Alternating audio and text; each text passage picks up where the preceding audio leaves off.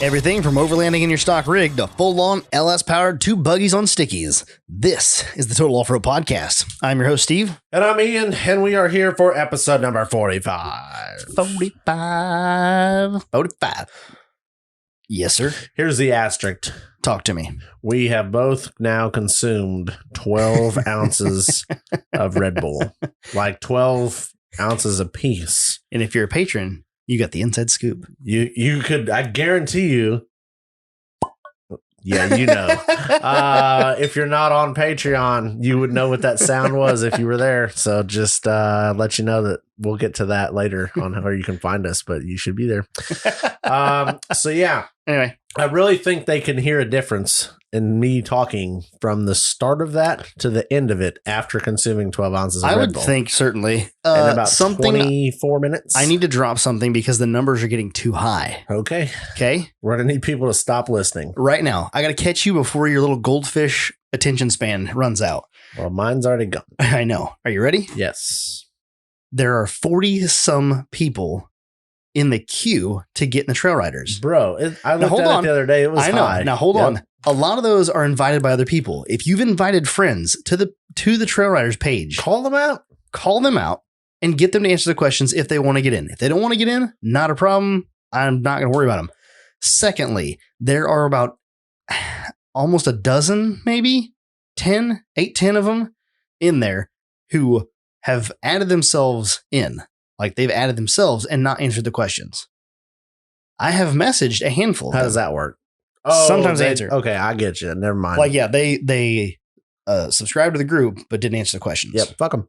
That's fine. But if you're listening to this podcast and you're wondering why you're not in the Trail Riders group, it's because you've not answered the questions and you've not seen my message. You're trying to take it the nice approach. I understand. I want the listeners to get into the Trail Riders group if they want to be in. You can lead a horse to water, but you can't make it drink. That's fine. I just want to let them know that the water's on the other side of the questions. Okay. Answer the questions. Exactly. I mean, if you want in. If you don't want in, no problem. Don't answer the questions. Just keep listening to the podcast. Somebody's like, well, I clicked add and I don't really want to in, so I'm not going to answer questions. So fuck like, this podcast. They're like, fuck you. But hold on. I want to send the invite just so I'm like, yeah, on the I'm queue. Here, but I'm not in, you know? It's like some guy standing at your front door like, no, I don't want to come in. I'm good. So we got some things. We got some things this week. We got new patrons. Oh, really? Do you know the new patrons? I think you know all of them. Yeah, we discussed them in the Patreon section. Yeah. in the audio. Yes. So the guys that did not make it in last week before the cut Monday evening, Steve Mason. What? Dude, he went wheeling this weekend. I know. Fucker. Went to Roush Creek. Lucky folks. Trevor Torrens, which is, what is it? Pancake? I don't know. He's gonna. I'm gonna change his name to Open, and he's forever gonna be known as Open XJ. Open XJ because fucking America. Yes. And then Mitch Canuck. We all know who that is. It's the guy with the red JK that can't stay out of the throttle. Gets down. He gets rowdy. So we were watching some videos and stuff from the last weekend or the other weekend's trip, and my wife goes, "That guy is not afraid to just." Hit everything. It's like, it just goes. And I'm like, hell yes. Yes. Very comfortable in that JK. I love it. And last but not least, Rick Davis. Mr. Crawler. Is it Mr.? Which one's Mr. Crawler Offer and which one's Mrs.? Well, TBD. Now our partnership is in jeopardy. So next topic. TOP10 may no longer work on that site. Code has been denied. And you're banned from their website. Sorry. You can't play here any longer. You're going to have to go elsewhere for your products. Yeah. Can you send us all your recovery gear back? Yeah. You can't have that anymore. We're going to need a refund. They come and repo their robes. Thanks, everyone, for jumping on the Patreon. We really appreciate your contributions to this podcast, and it is helping tremendously.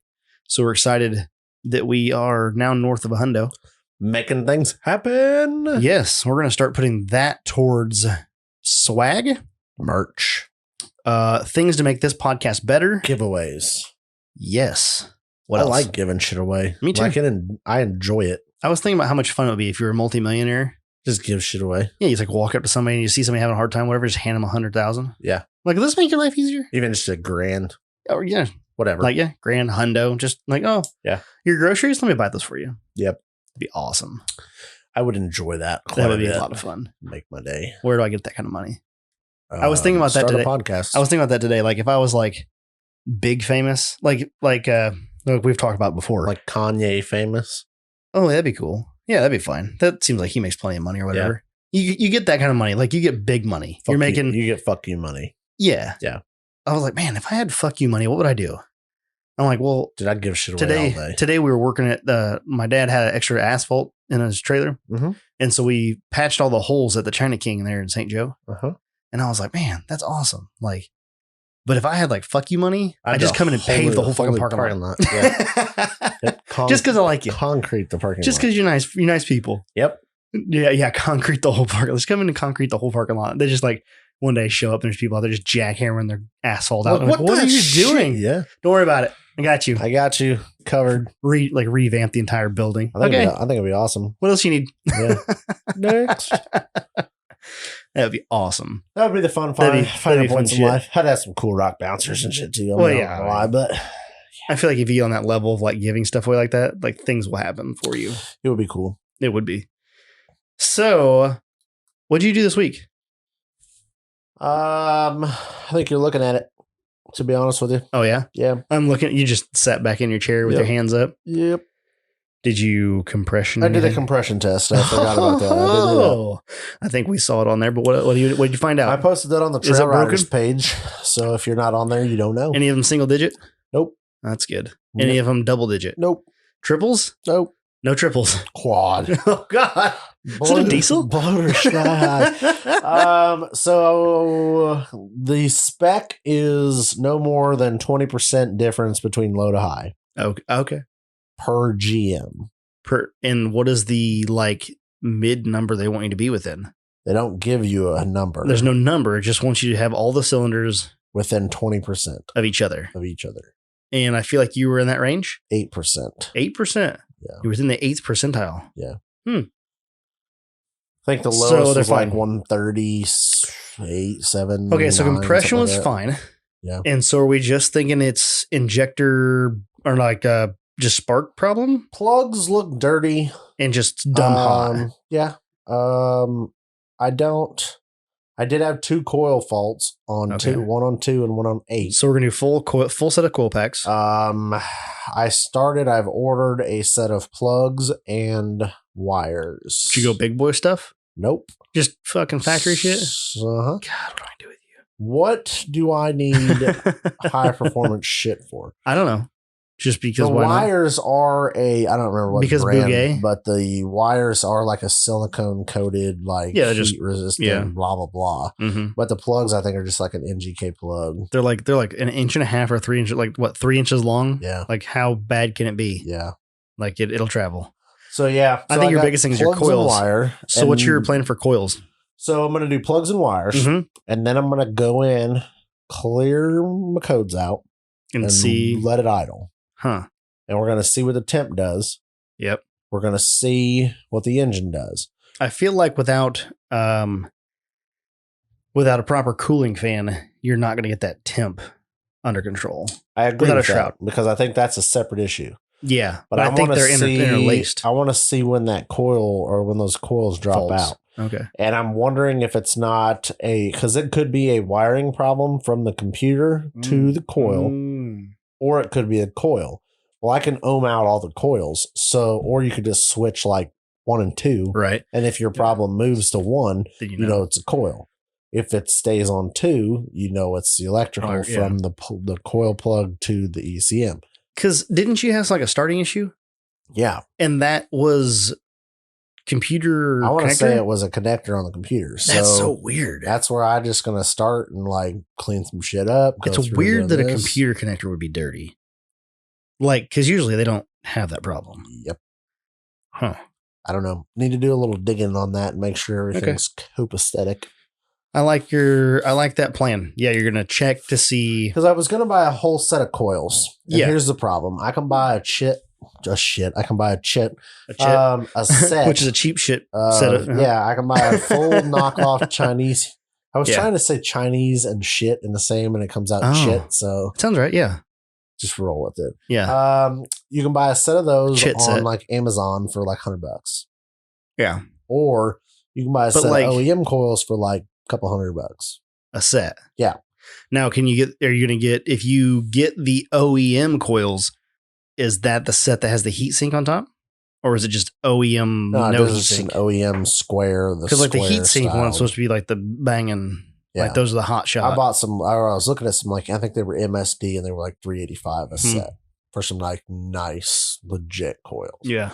So I'm like, do I need to spend $400 on coils if these aren't bad? Now maybe if I have one or two bad coil packs, okay, but If it's wiring, if it's a we'll start wiring, there. you don't need to spend $400 on coils. You don't need to spend $400 on coils. So I like that. Yeah. So take and plugs get and it, wires were like $60. get it Like, running. It was cheap as fuck. Right. Yeah.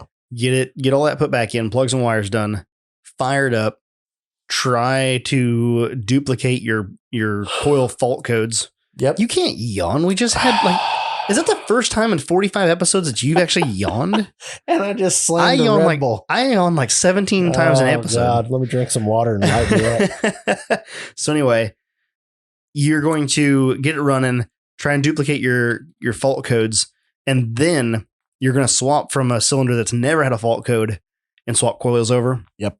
And then see if it follows. Yep. I mean, that's a legit. If it follows, it's a coil. If it doesn't, it's wiring. That's the best way to diag it. I was just going to throw a bunch of parts at it because I'm like, yeah, new parts. Yeah. I'm out of new part money. And I don't have a job at Complete Off Road yet, so I don't have that employee credit, you know. Yeah. My entire paycheck goes to pay my parts bill. That's it. I know that. That's why I don't feeling. work at a parts store. That's why mine's sitting on jack stands again. Is it really on jack stands again? Yeah, it is. Damn it, man. Why? If I wasn't doing asphalt, if I hadn't gotten, so Dad called in a favor twice today.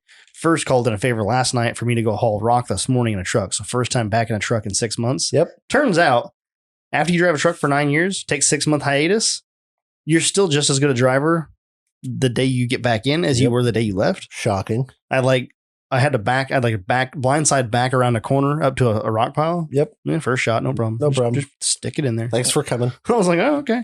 The guy's like, all right, yeah, thanks, man. He's like, oh, that looked pretty easy. I'm like, oh, yeah, not bad for not being in the truck for 6 months. Yeah. Professional status. Achieved. I mean, I was tooting on myself. I was like, that wasn't bad. Yeah. Anyway, Still got it. still got it. That part felt good. Other than that, I was just like, trucking. So he called in that favor, and then he called me a little bit later. He was like, hey, what are you doing? I'm like, I'm at the house eating lunch. He's like, so nothing? I was like, nah, eating, bro. I'm getting ready to get my Jeep and put it on jack stands and rip the rear end out of it. What? Oh, boy. He's like, so I got a full load of asphalt and I'm going to go over here and do these patches. I'm like, God damn it. And I was like, I hate that phone call. Yep. I hate going because it takes forever. You have to get the roller out. You have to go put everything down. Ugh, just meh. But anyway, so we went and did that and we rolled all the asphalt. The roller wouldn't stay running. And so I'm like driving it back to the shop and it dies in the road. So you're just sitting in the road with a roller. No? What are you doing? Asking a question. Oh, hopefully you're answer. So the roller dies in the middle of the road. Yeah. So anyway, I did that today. Otherwise, this podcast would be a little bit different. I would be saying, so here's what's wrong with my locker. So now you have to wait till next week. Okay. Unless you're a patron, in which case you'll probably know as soon as it happens. I'll be here, so I'm fine with that. Be here. Yeah. Are you a patron? Wait. No. Oh, Why so would I pay myself to listen to me talk? So you can't. Oh, interesting. Yeah. You can't access the Patreon material. Fuck 'em. That's interesting. Seeing as how I'm part creator of some of the material. Well, that kind of sucks. I I kind of wish that you could access the Patreon account. We should probably see if we can set that up on your phone. Because if we can set it up, then you can post stuff. So when you're doing coil dumb shit, you can post that directly to Patreon. I see the benefits now. That's the thing. Yeah. Okay. I was wondering. I was like, man, Ian doesn't post shit in here. It's because Ian doesn't know how to use Patreon. Well, that does make sense now. I did update the website. It's kind of like getting invited to your own party, like Yeah. Your own Snapchat party that you didn't know what was going on. Yeah. a month later. When did that ever happen, right? It was like 3-4 weeks ago. Whenever I started getting called out on there was a lot of people added around the same time I got added to that party. Yeah, it's hard to keep up. There's a lot of Snapchat, a lot of cool people in the world. Yeah, that's a good group there. Website is updated. TotalOffroadPodcast.com. Did you get all the episodes up? I uploaded everything. Thank you. I also went in and added a new page with all of our links. Oh, nice. Patreon, Instagram, Facebook. Any affiliate? Did you do the affiliate links page? They're already done. That's all done? Yep. Nice. All the partners are done. Nice. Linked on there. That's who we should do for a midweek mini. Could do that. We should call Jacob. We could do that. So everything on the website's updated. So if you need absolutely anything, it is on TotalOffroadPodcast.com. Nice. How many flags do we have left? Little ones. 0. 0 little flags? Yep. Damn. Out of stock. Pint glasses, out of stock. Oh, who bought the last pint glass? I don't know. It went out like a week ago. Nice. A couple t-shirt orders going out this week. I need to get some review stickers out this week. That's awesome. Yeah. I haven't checked reviews in a little bit. Sorry.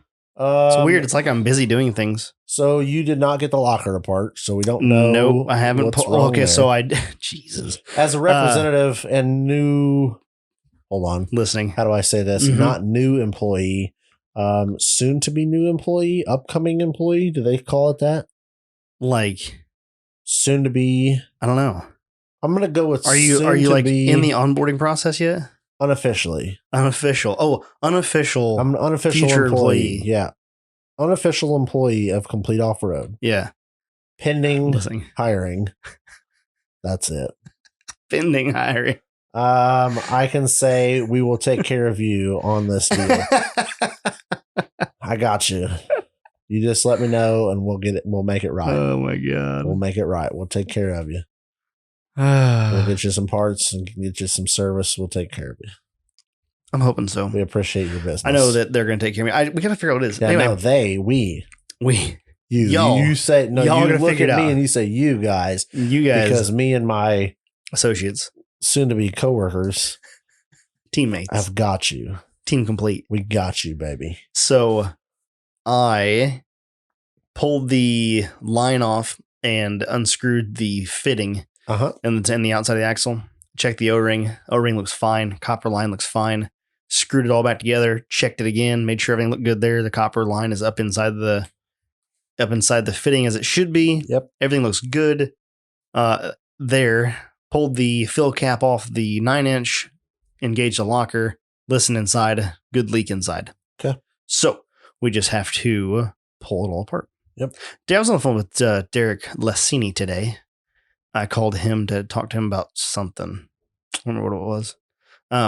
But either way, I was on the phone with him and we were talking about trying to get that 9 out without damaging the lube blocker because I have to try to get off there. And I had to I put it on with a mallet because it didn't want to like just slide in. Okay. So like I got it on the studs and I had it halfway on the studs, but to get the studs down far enough where I get nuts on it, I had to use a mallet and kind of give her a little couple taps. Yep. And so getting it back off is going to be fun. Okay. I'm guessing I'm just going to loosen take all the bolts off except for the top and the bottom one. Okay. And I'm going to, I think, take a dead blow mallet and tap on the pinion downward to get it to kind of lean out. Yep. And then same back up maybe. And Derek was like, why not? I was like, it's kind of hard. You have to finesse this thing out so that you don't tear anything up coming out so that you know that, so you can diagnose what the problem was, right? Yep. And he said, well, why not try to like maybe like set like pillows or something like right underneath of it. So when you do drop it out, it kind of just like it's there. Yep. I was like, that's not a bad idea. I have a aluminum stool I use for doing like Peterbilt grills where I have to step up like a little step stool about, I don't know, 18 inches tall. Yay high. Yeah. I think I can slide it underneath there, put like a moving blanket on it. Yep. And try to get her out. Catch it. Yeah. Because when you're pulling that damn chunk out, it's fat. It's a lot of weight. It's not, it's not light. The nice thing is I can sit under the Jeep to do it. But anyway, that's my plan. My plan is to pull it all apart. Here's the things I got to do. pull the axle shafts. Okay. And I have to measure the flange on the outside of the axle because the bearings and seals are not fully engaging inside of that flange. Okay.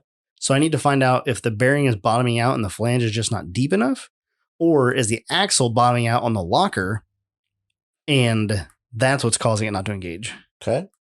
Because I believe that mine was originally set up for a sealed bearing and not the set 20. So that take a different shim then? I don't know. So yeah, like maybe there should be a shim behind the bearing. But the problem with that is if you put a shim behind the bearing, then I don't know that the seal will ride on the seal surface on the axle shaft. Yeah. So like there's some like things there. So I have to figure, I got to do some little research. Worst case scenario, it doesn't seal and I have to figure that out. I don't know. We'll figure it out. We have enough cool listeners that know enough things that we can figure it out. Well, we here at Complete Off-Road really genuinely care about our customers. I already talked to one of your teammates. He was a little bit not sure about it either. Yeah, it's no problem. I got you. He's probably tired of your shit. I get it. I would imagine, yeah. So I talk to him quite often. I pick up the slack with our teammates. So yeah, I'm going to pull that apart. I'm going to check that situation out and try to figure out the bearing situation. And then I'm also going to pull that 9-inch out, bench test it, and see if we can find the leak. If the leak is fixable here at like in state, we'll do that. If not, I have to figure out how to package it and ship it back to Chris. And I did not keep the box that he brought it in. You just bring it to me and I'll take care of it. You'll take care of it? Yeah. Okay. Done. Gotcha. So what I'll do. I'll just bring it here. So you can ship it Off-Road. We take care of our customers. Yeah. I guess worst case scenario, I'll just drive it up there. I got to go up there anyway to get some paperwork and stuff signed. We'll just jump in the van and head up there. Yep. Yeah. I'll get in my company car. Oh yeah, company car. What is that? Is that like the JK? It's a Jeep, but yeah. Uh-huh. It's free. It's for me. It's probably a forward control. I'll take it. It'll be a hell of a long commute, but I'll get it, buddy. That poor old thing. I'd love one with a dump bed. Oh my god, that'd be so awesome. novel and handy. Yes. Anyway, what else you got on your list of things to talk about? I'm going to show you a piece of paper, and you're going to know what it is. Okay. So contain your excitement. Okay. I'm gonna close my eyes as we do quite often on here. He has the paper out, I think. I hear it. I gotta cover the numbers. Okay. Open your eyes. Did you go weigh it? Yes. You didn't do it live? No. Fuck. I did it live on the podcast. That's okay. Podcast. All right. So you weighed your Bouguet. Yep. By itself. Yep. And you weighed the combination. Yep. Okay. So the Bouguet weighs, I'm going to go light. I don't know why I'm going to go light. I'm going to say the Bouguet weighs 4,600 pounds. Okay. Combination? Truck, trailer, and buggy. So if it weighs 46, I'm going to say the trailer weighs another 18. What's that come out to? 60. What is that? I don't even know. My brain just lost. I don't remember the numbers you said. It's too late to do calculations. Red Bull does not make you good at math. I'm going to guess 14.5. That seems awfully heavy. Okay. How heavy do you think a half ton is? No, I'm going to, it's got to be pushing right up against 14. How heavy is your pickup? Yep. 5,500. Okay. That's my guess. I don't know. It might be more a lot. I don't know. Either way. Okay. Give me the numbers. The Bouguet weighs. This is going to be so much fatter than I'm anticipating. Okay. What is this? No way. Dead nuts on, bro. Really? Dead nuts. Wow. 5,000 pounds even. Yep. I wasn't terribly far off. No. 400 pounds is not bad. Nope. Did you have all your gear in it? Full of fuel. Full fuel. Uh-huh. Full crawler, or not just crawler, but like full recovery bag. Yep. So cooler. Kinetic strap, some all my D-rings are on it. 5,000 pounds even. that. Let me see those numbers.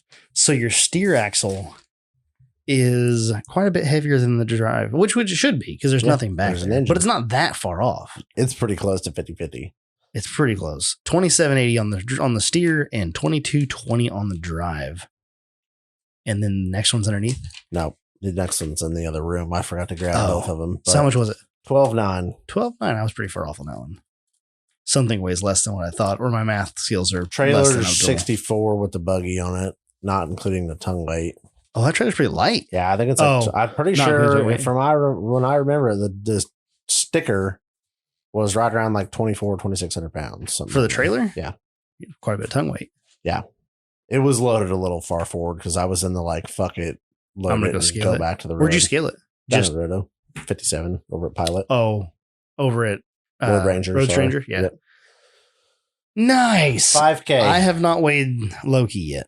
It's been I had to go pick up some shingles today with the trailer. That are going to sit on there for a couple weeks. So you're like, so I was like, I need to do this today. Oh, so you went and did it today? Did it today. Nice. Did it this morning. Perfect.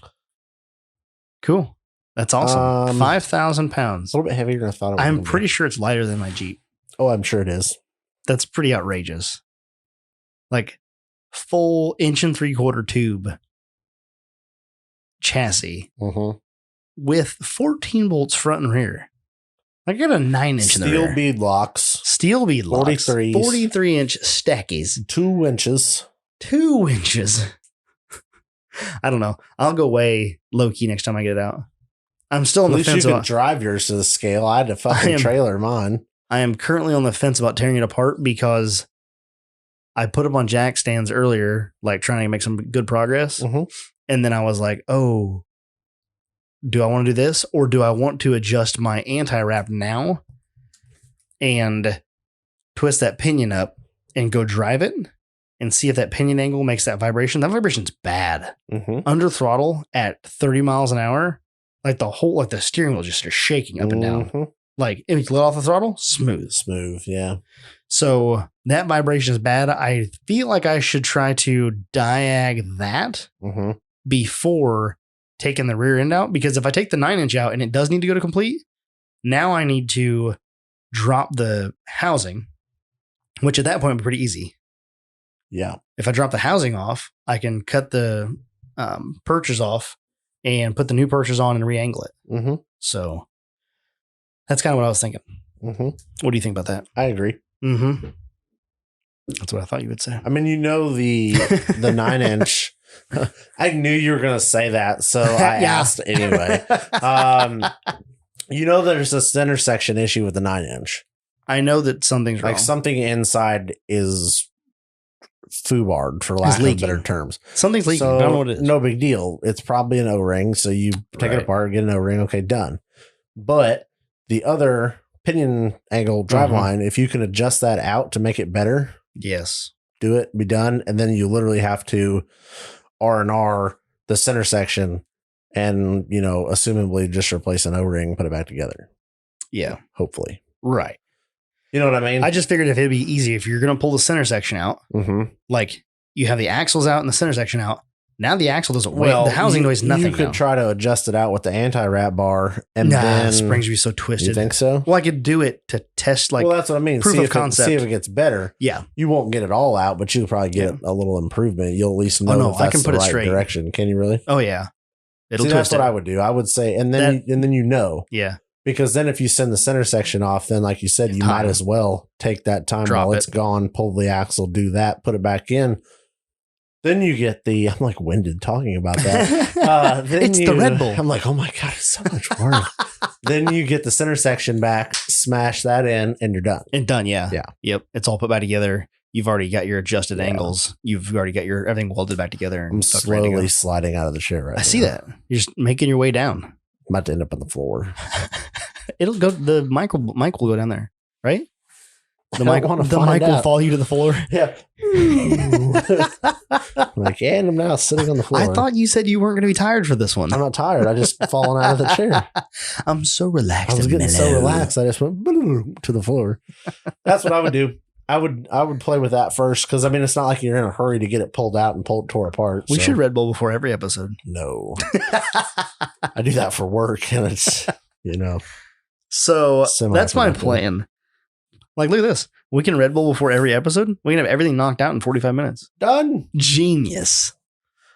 So anyway. What'd you think? What'd you guess my shit weighed? 46? 46. And you thought that was light? You felt that was light? I felt that was going to be light. This is the first debut of the number. I haven't posted it anywhere yet, but I'm intrigued to see, like, if I was like, you knower of things off road, what do you think that thing weighs? Why don't you just post it on the Trail Riders and be like, all right, I weighed my buggy. What does it weigh? I wanted to tell you first. I appreciate it. I felt like that was exciting news. What a guy. I didn't even tell anybody else I was weighing it. He just literally went over and did it. I just did it. It would have been cool if you would have done a video of it and then post it later. My wife didn't know that I was weighing the buggy because I had it loaded up this morning. And she's like, why is the buggy on the trailer? What are you doing? I'm like, I don't think it's on the trailer. And it's like, no, it was on the trailer last night. I'm like, yeah, but it might be off the trailer this morning. No, I'm pretty sure it's still on the trailer. So she pulls it up on her phone, on the camera, on the phone. She's like, no, it's still on the trailer. What trailer? She's like, seriously, what are you like? What are you doing with it? I'm going wheeling. And I was like, I don't know what you're talking about. Look, I'm going to burn I'm going to go to Menards and I'm going to go pick up some shingles. I don't know what.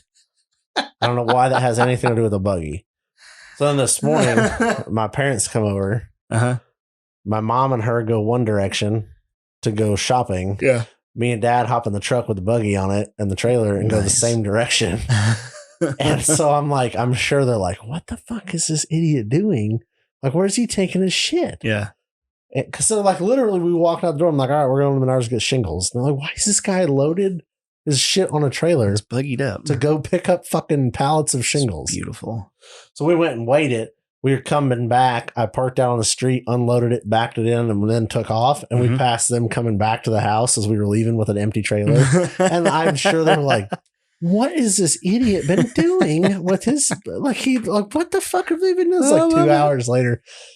And then I was like, I pulled the weigh ticket out, and she's like, I knew you were doing something today. Like, yes. Yes. And but I'm interested to see what people in the knows think about the weight. Yeah. Because I'm still undecided on how I feel about that. I don't know. How much does axles weigh a piece? 800? Bro. You think they're more? I bet they're heavy. You think they're more than 800? They're a 14 bolt with 3/8 truss. God. Like double truss. Like it was Artex 3/8 plated truss with more 3/8 plate on it to flatten out part for the front link mount. Seriously.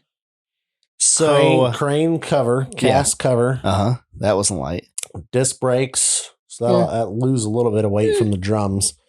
But fuck, then the front has 1 3/4 120 wall truss mount for the steering ram, 4-inch plate there, steering ram. The ram. Steel links, 3/4-inch DOM links. Yeah, for the steering. Yeah. Steel bead That's locks. what I'm saying. Like the front axle bead locks were effing the front heavy. axle probably weighs almost 1,000 pounds without anything on it. Without any tires. I'll have to look because I wrote this down on one of my stickies, like the sticky stickers that I kept off my stickies.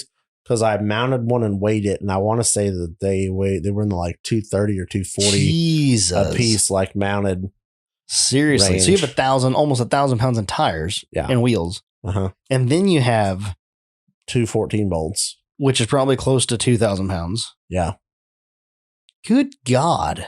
Yeah. So you're talking 3,000 pounds, and we don't have a vehicle attached. Yeah, and you're still talking an LS, motor, trans, Atlas, 1/4-inch wall drive lines, big drive shafts. Yeah, all the exhaust, the belly pan. Yeah. God, 2 inches. Yeah, that's not light. Yeah. What are those? 100 pounds a piece, probably close to it. Yeah. But you have synthetic line. I do have synthetic line. That helps. Lightens the load. That's why it's 5,000. 5,000. It was 5,200. Yeah. Yeah. I mean, hindsight, watching some videos of it from the last weekend when you're starting to do some like vertical ledge stuff, it's planted.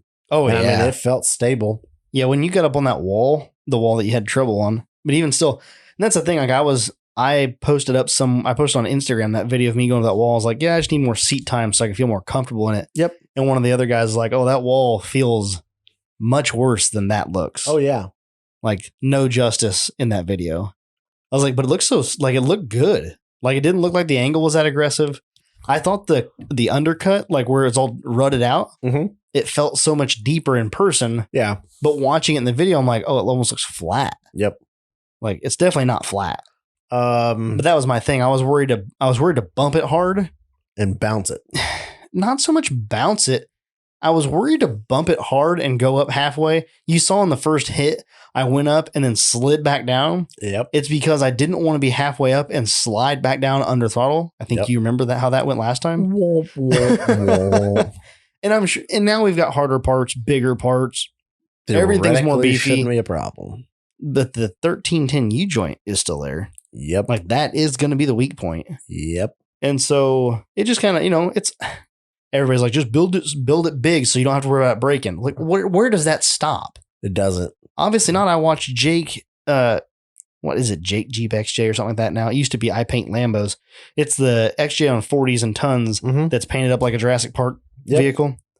Hey, did you see that video that he did? No. He's bouncing it on some rock down wherever he's at, down in Texas or down that way. And had a real bad undercut. He tried to get up it, couldn't get up it, backed up, dude, and just mad at it. And this thing just full on bunny hops on this wall, comes back down, blows out a 40, shatters a 14 bolt shaft, like just decimates tears it up. Oh, yeah, just destroys it. And he's like, I posted that video. He's like, I want to see carnage. I'm like, because I posted a picture. I was like, no carnage here, just poser shots. Yeah. Poser flex. He's like, we want carnage. I'm like, go to at Jake. But anyway, I'm like, there, he's got it. It's built on tons and still broke it. It's like, there's no end to that. It's like, there isn't. Yeah. Meritors. And even those get broke. Like, I'm just saying, there is no end all, be all hard part. Yeah, just depends on how hard you are on it. Anything that can be built can be broken. Right. There's some pretty stout stuff out there, but still. Just makes me nervous. So yeah, I'm interested to see the weight. Because my thought is, where do you want the weight? Down low. Well, it's in my axles, wheels, tires, and that's it. So yeah, everything there's it's good. All low. And like, it's pretty close to 50-50 weight front to rear. It's awesome. I mean, I'd like a front a little bit heavy, like not heavier than it is, but I would like the front a little heavier than more the rear. Weighted than the rear. Yeah. But I think I'm pretty comfortable and happy with. I feel like that distribution. You could put a full cooler of ice in the back. Yeah. And especially if you put a full cooler in the mounting spot and you figured out how to mount that spare tire up on that back end. Oh, it'd be beautiful. It'd be perfectly. Like you could jump it and it would just send flat. It would just float. Wouldn't that be wonderful? Yep. It could happen. It could be an option. One day. That would be pretty sweet. Because it would be really close then. So yeah, I'm interested to see what people think about that. Yeah. So. Okay. Do you want to do a tech talk? About? Moment. Yeah. I always want to talk tech. I was watching videos earlier today on the Mega TV in the living room. Yes, sir. Of the Trail Riders run. Yeah. And I was watching people's rigs work and I was watching some suspension work because I had watched a few of mine many a times this week, watching how the suspension reacts to obstacles, throttle load, a little bit like under throttle. Does it like lean and pitch as far as 4-link stuff? When it starts climbing up stuff, does the front end want to come up or does it stay kind of planted and want to like push down and go? Or does it lift the front end up and feel like it wants to flip over? You're literally looking at your, how's your geometry reacting to real life application? Because I feel like that's so hard to feel in the cab. Were you like vibing Timmy Cameron when you're doing this? I was entertaining. It's like I'm studying film, bro. I'm trying to figure out why we haven't had him on the podcast yet. Because I can't talk to him. Oh, okay. Sentences I can talk to him. Yeah. Geeking out. We'll have him on for a mini and I'll talk to him just fine. I'll be like, who are you again? Yeah. Are you famous? Never heard of you, bud. Never fucking heard of you. I don't know. I heard your name. Somebody talked about you. So I was studying some of my shit and then started watching some other people's videos. And something that stuck out to me that I thought would be helpful to some people. Talk to me. So is this where you shit talk everybody else's rigs? Yeah. Make you feel better? Yep. Okay. That's what I have to do. Starting with Loki? Yeah. Cool. Your shit is garbage. It's hot garbage. I was watching it. All I could see was a Republic dumpster on 40s. Shit dumpster. Bougie blue dumpster. That was it. So the one thing that stuck out to me, and I was like, we should talk about that on the podcast tonight. Okay.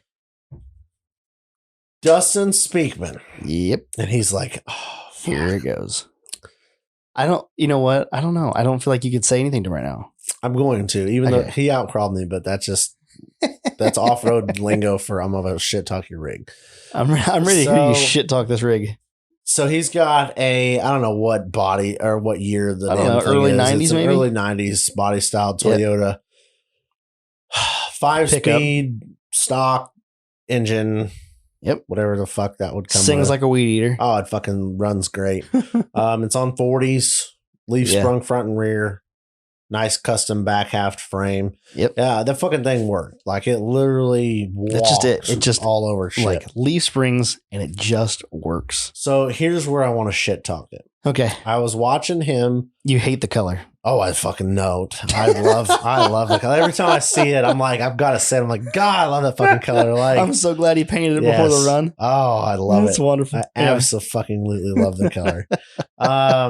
We were watching the video, and my wife, she's like, "Oh, I love that color." I'm like, "Yes." I was like, "Cause it's fucking awesome." This is Tiffany blue. So I think it's island blue, but still, Tiffany blue sounds bougie. Oh, it's definitely bougie. So he's going up this ledge, and he's sitting there, and he's banging rev limiter. Okay, so this is on the stair step on the down by the pond, and he's working the wheel. Yeah, left. Working the wheel, right? Like working it back and forth to try to get a little front traction to get up this ledge, right? We had all 3 transfer cases engaged. He had 7 levers pulled down and was still going nowhere.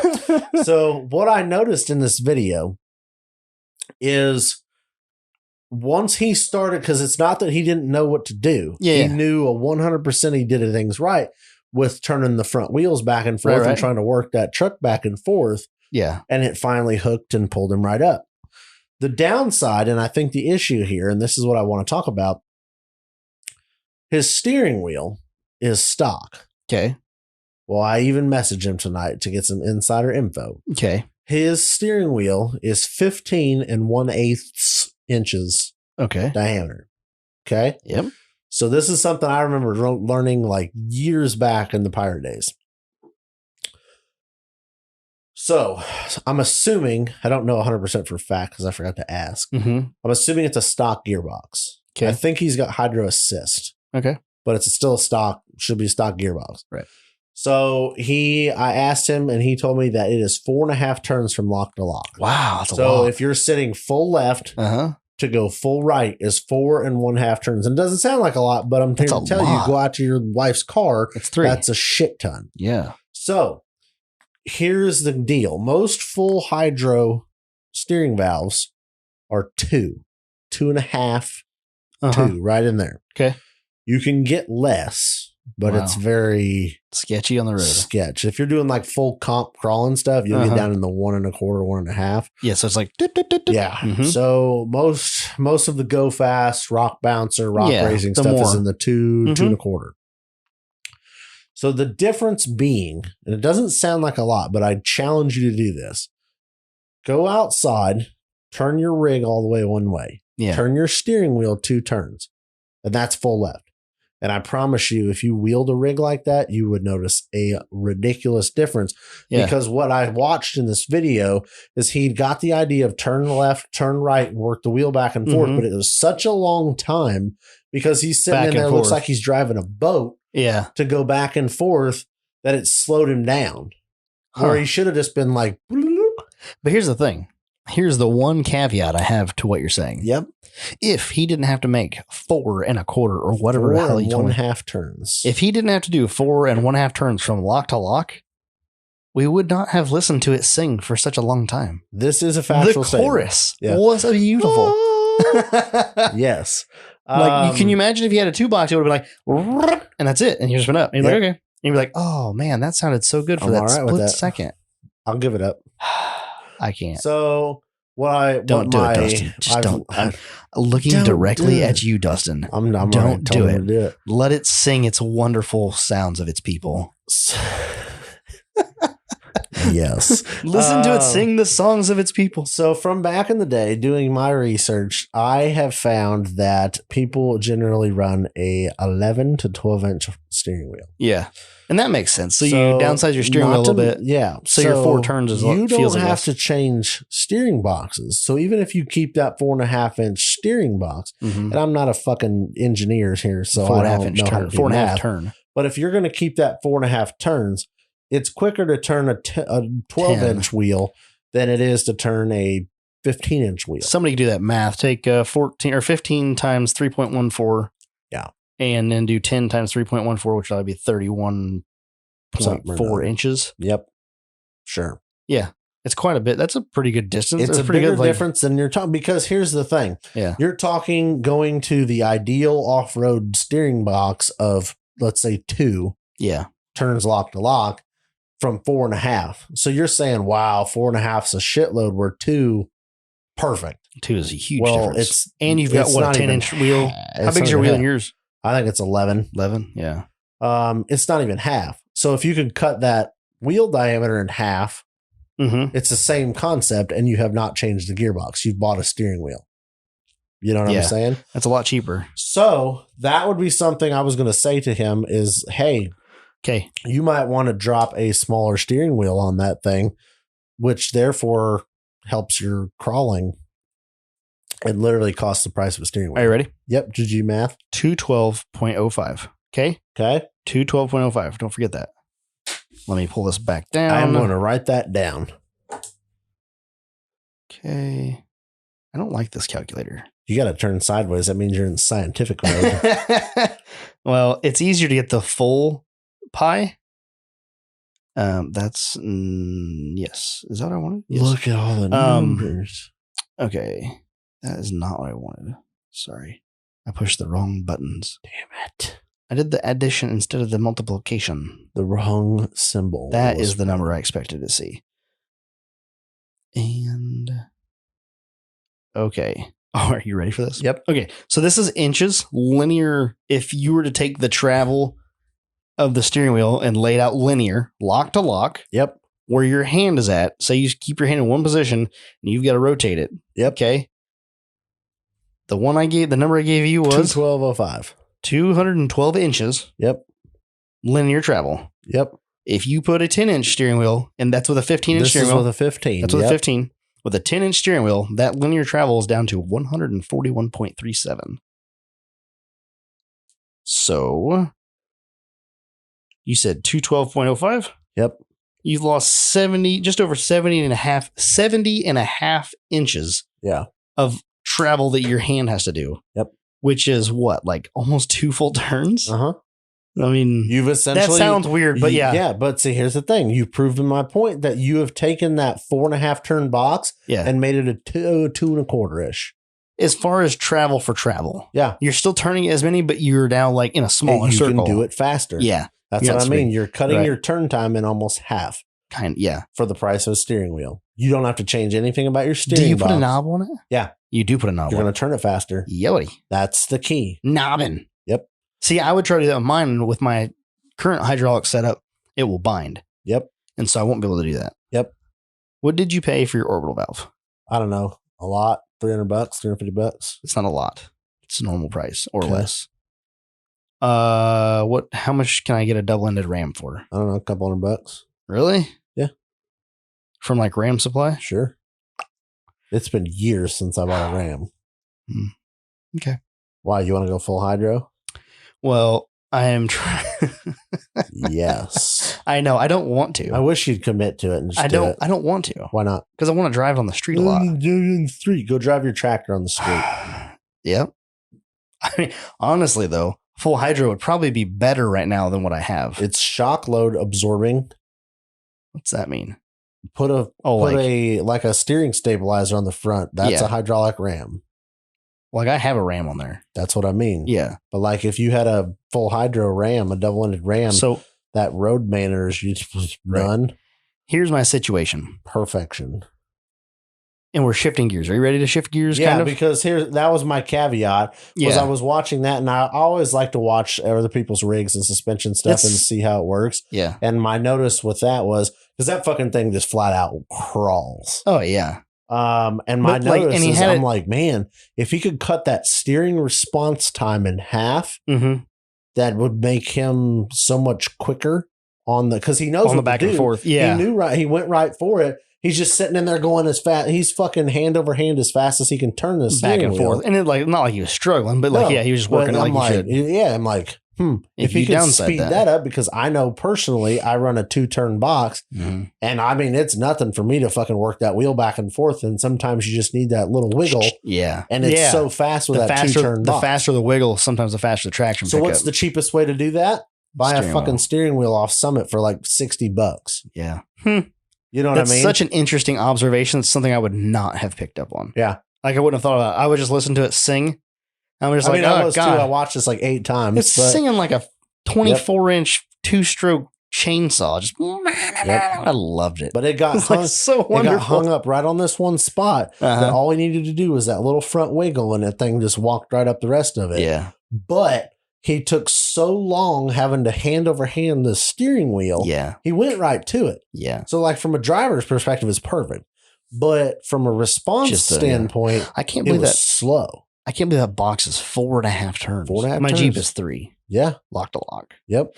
So with that said, so here's my deal. I started leaking power steering fluid. You were pissing. Like it's still not just pissing. dribbling. You were pissing it. It is so bad right now. You can follow its trail down the road. Yeah. It was, and like I backed it in the driveway and then like parked it in its spot.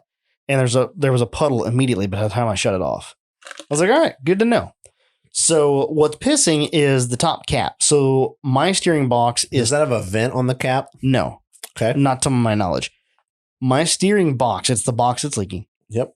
OEM box? OEM box from a 89 Cherokee that probably has 200 and some thousand miles on the box. So it's ragged a little bit. It's ragged. Okay. It has an aftermarket front cap that is tapped for the hydro assist, and the top cap that has the 4 bolts in it. Yep. Is tapped for the hydro assist. Yep. Okay. The top cap where the fitting goes in is what's leaking. Okay. This is not the first time. And it's not leaking from the fitting. It's the threads. The threads. The threads on that fitting. The threads in the cap. It's coming up through that. Okay. That's the problem. Is there a lack of sealant? Maybe. Okay. I don't recall. But I can tear it apart real quick and find out. Thread tape and you'd be good. Thread tape, put it back on, be fine. Yes. That doesn't solve the other issue, which is drivability. Yep. When you're wandering down the road, you're chasing the wheel. Yeah. Now, granted, it's on 40s, but I've replaced most of the bushings now, outside of the upper 2 bushings, which shouldn't have a ton. No. Maybe a little to do with that. that. I don't think it's play. I think it's playing the box, the steering box. I think that equates to some, but I think your shit's just slow. What do you mean? I think your box is just slow. I don't know what you're saying. Go drive a car down the interstate. This. Yeah. Go drive a car down the interstate. And that thing's fucking like you bump the wheel and it's like, boom. Yeah. It'll move. Rack and pinion. And I think what some of your problem is probably slop in the box. But yes, that's what I'm. So here's the deal. So I want to tighten up the box. Yeah. We did that. I did that a couple of years ago. And no bueno.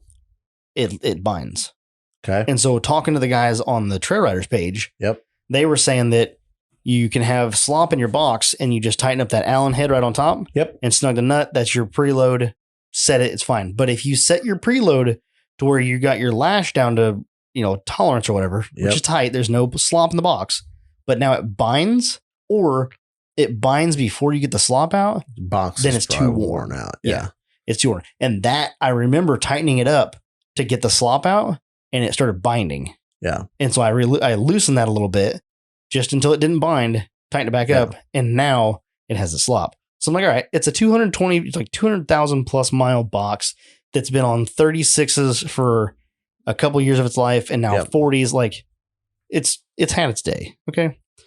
Do I spend the $850 to buy a PSC or equivalent new box that's already tapped for hydro assist and reroute that stuff? Yep.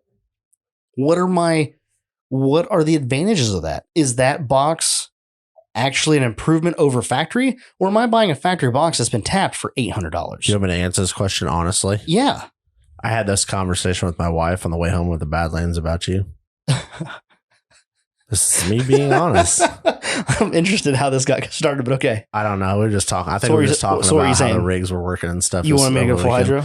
I said, and I probably use the word fuck more often than I do now, but I wasn't mad about it. Yeah. But I was like, I really wish he would just stop this fucking nonsense. I want to drive it on the street. I do. And I'm like, I want to daily it. I completely understand that concept of off-roading.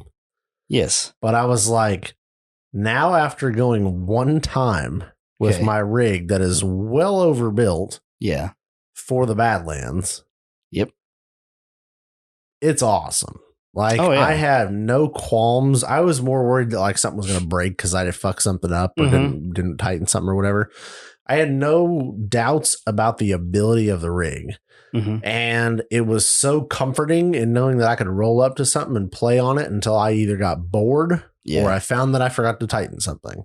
Yeah. Or you just made the obstacle. Yeah. Or you drove over. And I'm like, but. Or you overheated. It is. Yeah. Or I was pushing coolant and fucking angry. Anyway. But it took a lot of money to get there. Yeah. And it took a 100% commitment that I'm like, I'm not driving this on the road. Yeah. Well, not that. Period. Right. And I was like, that's my biggest caveat with, I'm going to piss a lot of people off with this. That's my biggest thing with people that want to street drive their rigs. Yeah. You're inside of a box of limits. Right. To some, like, I'm 100% on board with that. Shit talking this. Yeah. I'm just saying, like, you have to be. Right. Yeah. Because you need street manners needs to be a key component if you want to drive your shit down the road. So here's part of that. But I think your shit would be pimp AF. Full hydro. If you went full hydro. I don't think you're wrong. Because when you drink that full hydro Kool-Aid on something like you've built. I'm trying so hard. It's going to change your wheeling game so much that you're going to like, I don't even want to drive this motherfucker on the street. No, it's not a thing. Unless I have something else to drive on the street, I don't want to not drive it on the street. So our answer on the drive home, just so you know, is take the commitment, drink the Kool-Aid with low-key, make it a fucking badass, like, you can still literally drive it on the street with full hydro. Right. Yeah. I mean, I drove mine around the fucking neighborhood today. I gave my sister a ride around the hood. And I mean, what'd she think? She was loving it. Yeah. I mean, it's fine. Yeah. No, it is. I wouldn't drive down the interstate, but like some back roads. Right. But here's the thing. Hold on. Let me good. finish this. Okay. Our answer was to go full commitment drink with the Kool-Aid. low-key. And cut the doors off the Liberty. So I'm just throwing it out there. Because I'm like, I totally get the like driving around with no doors and shit. I'm like, that's so fun. Yeah. But like, it's do it on the Liberty. Just cut part the of doors that. So, off. okay. So here is my other half of that. Okay. Part of the reason I want it to be a daily driver is because not necessarily daily driver, but I want it to be daily driver capable. Part of that reason is because things that I don't drive don't get touched. Case in point, the Jeep for 3 years. Yeah. The Cutlass. Yep. If I'm driving it, it gets touched every day because, this is wrong with it. I'm driving it. I'll fix it. So I just need to motivate you to not lose excitement about the Jeep. Is that what it is? So you want me to not drive every day, but yet work on it? Yeah. Yeah. Welcome to my life. I just want to drive it. So back to my original question, because I think this could be helpful. And somebody may know the answer to this question. I have yet to find the answer to this question. And that is the PSC box beefed up to warrant the higher price? Or is it just a new box that's been tapped? Do you know? One would have to say that you would assume it's been beefed up. It's beefed up just because it comes from PSC. So I jumped on. Why would they waste the time in R&D and shit just to put a fucking new box that's got a cap that's tapped? You know what I mean? It's not a cap. They tap it up by the sector shaft. I think. Well, that's what I mean. They're just going to take a box and fucking drill and tap a hole like whoop-de fucking do. I know. You wouldn't think. To me, that's not PSC level. Right. I mean, I'm not a huge PSC nut swinger. Like, I do believe there's better products than PSC on the market. Yeah. But I don't believe PSC is going to just drill and tap a hole and go, here's our shit. Right. And I wouldn't think so either. And so that's what I was trying to figure out. I might be wrong. And then you have you said that's $850? $850. You know what I can buy for $850? You can go full hydro and be done. Uh-huh. That's what I'm saying. Like almost pump included. Yeah. Uh-huh. So like that's my like. And to me, but see, that's all dependent on what you want to do with the rig. So I can buy from Redhead Steering. Yep. I can buy a steering box from them that's tapped for hydro assist, like a brand new steering box or whatever they sell for $405. Is that a reman? I don't know. I would imagine it's a I gotta reman work. pump. A box. That's what I meant. $405. I don't think it's probably reman. I don't know. Either way, I've heard good things about Redhead before. You guys that are listening that have more experience than I do, Let us know. let me know. Let me know. And don't just get on and don't make a post on the damn Trail Riders page being like, go full hydro. Don't you do it. I'll kick your ass What if out. I genuinely think that's a good idea? Well, that's fine, but like, just don't like just jump on and say that. Like, give me the reason.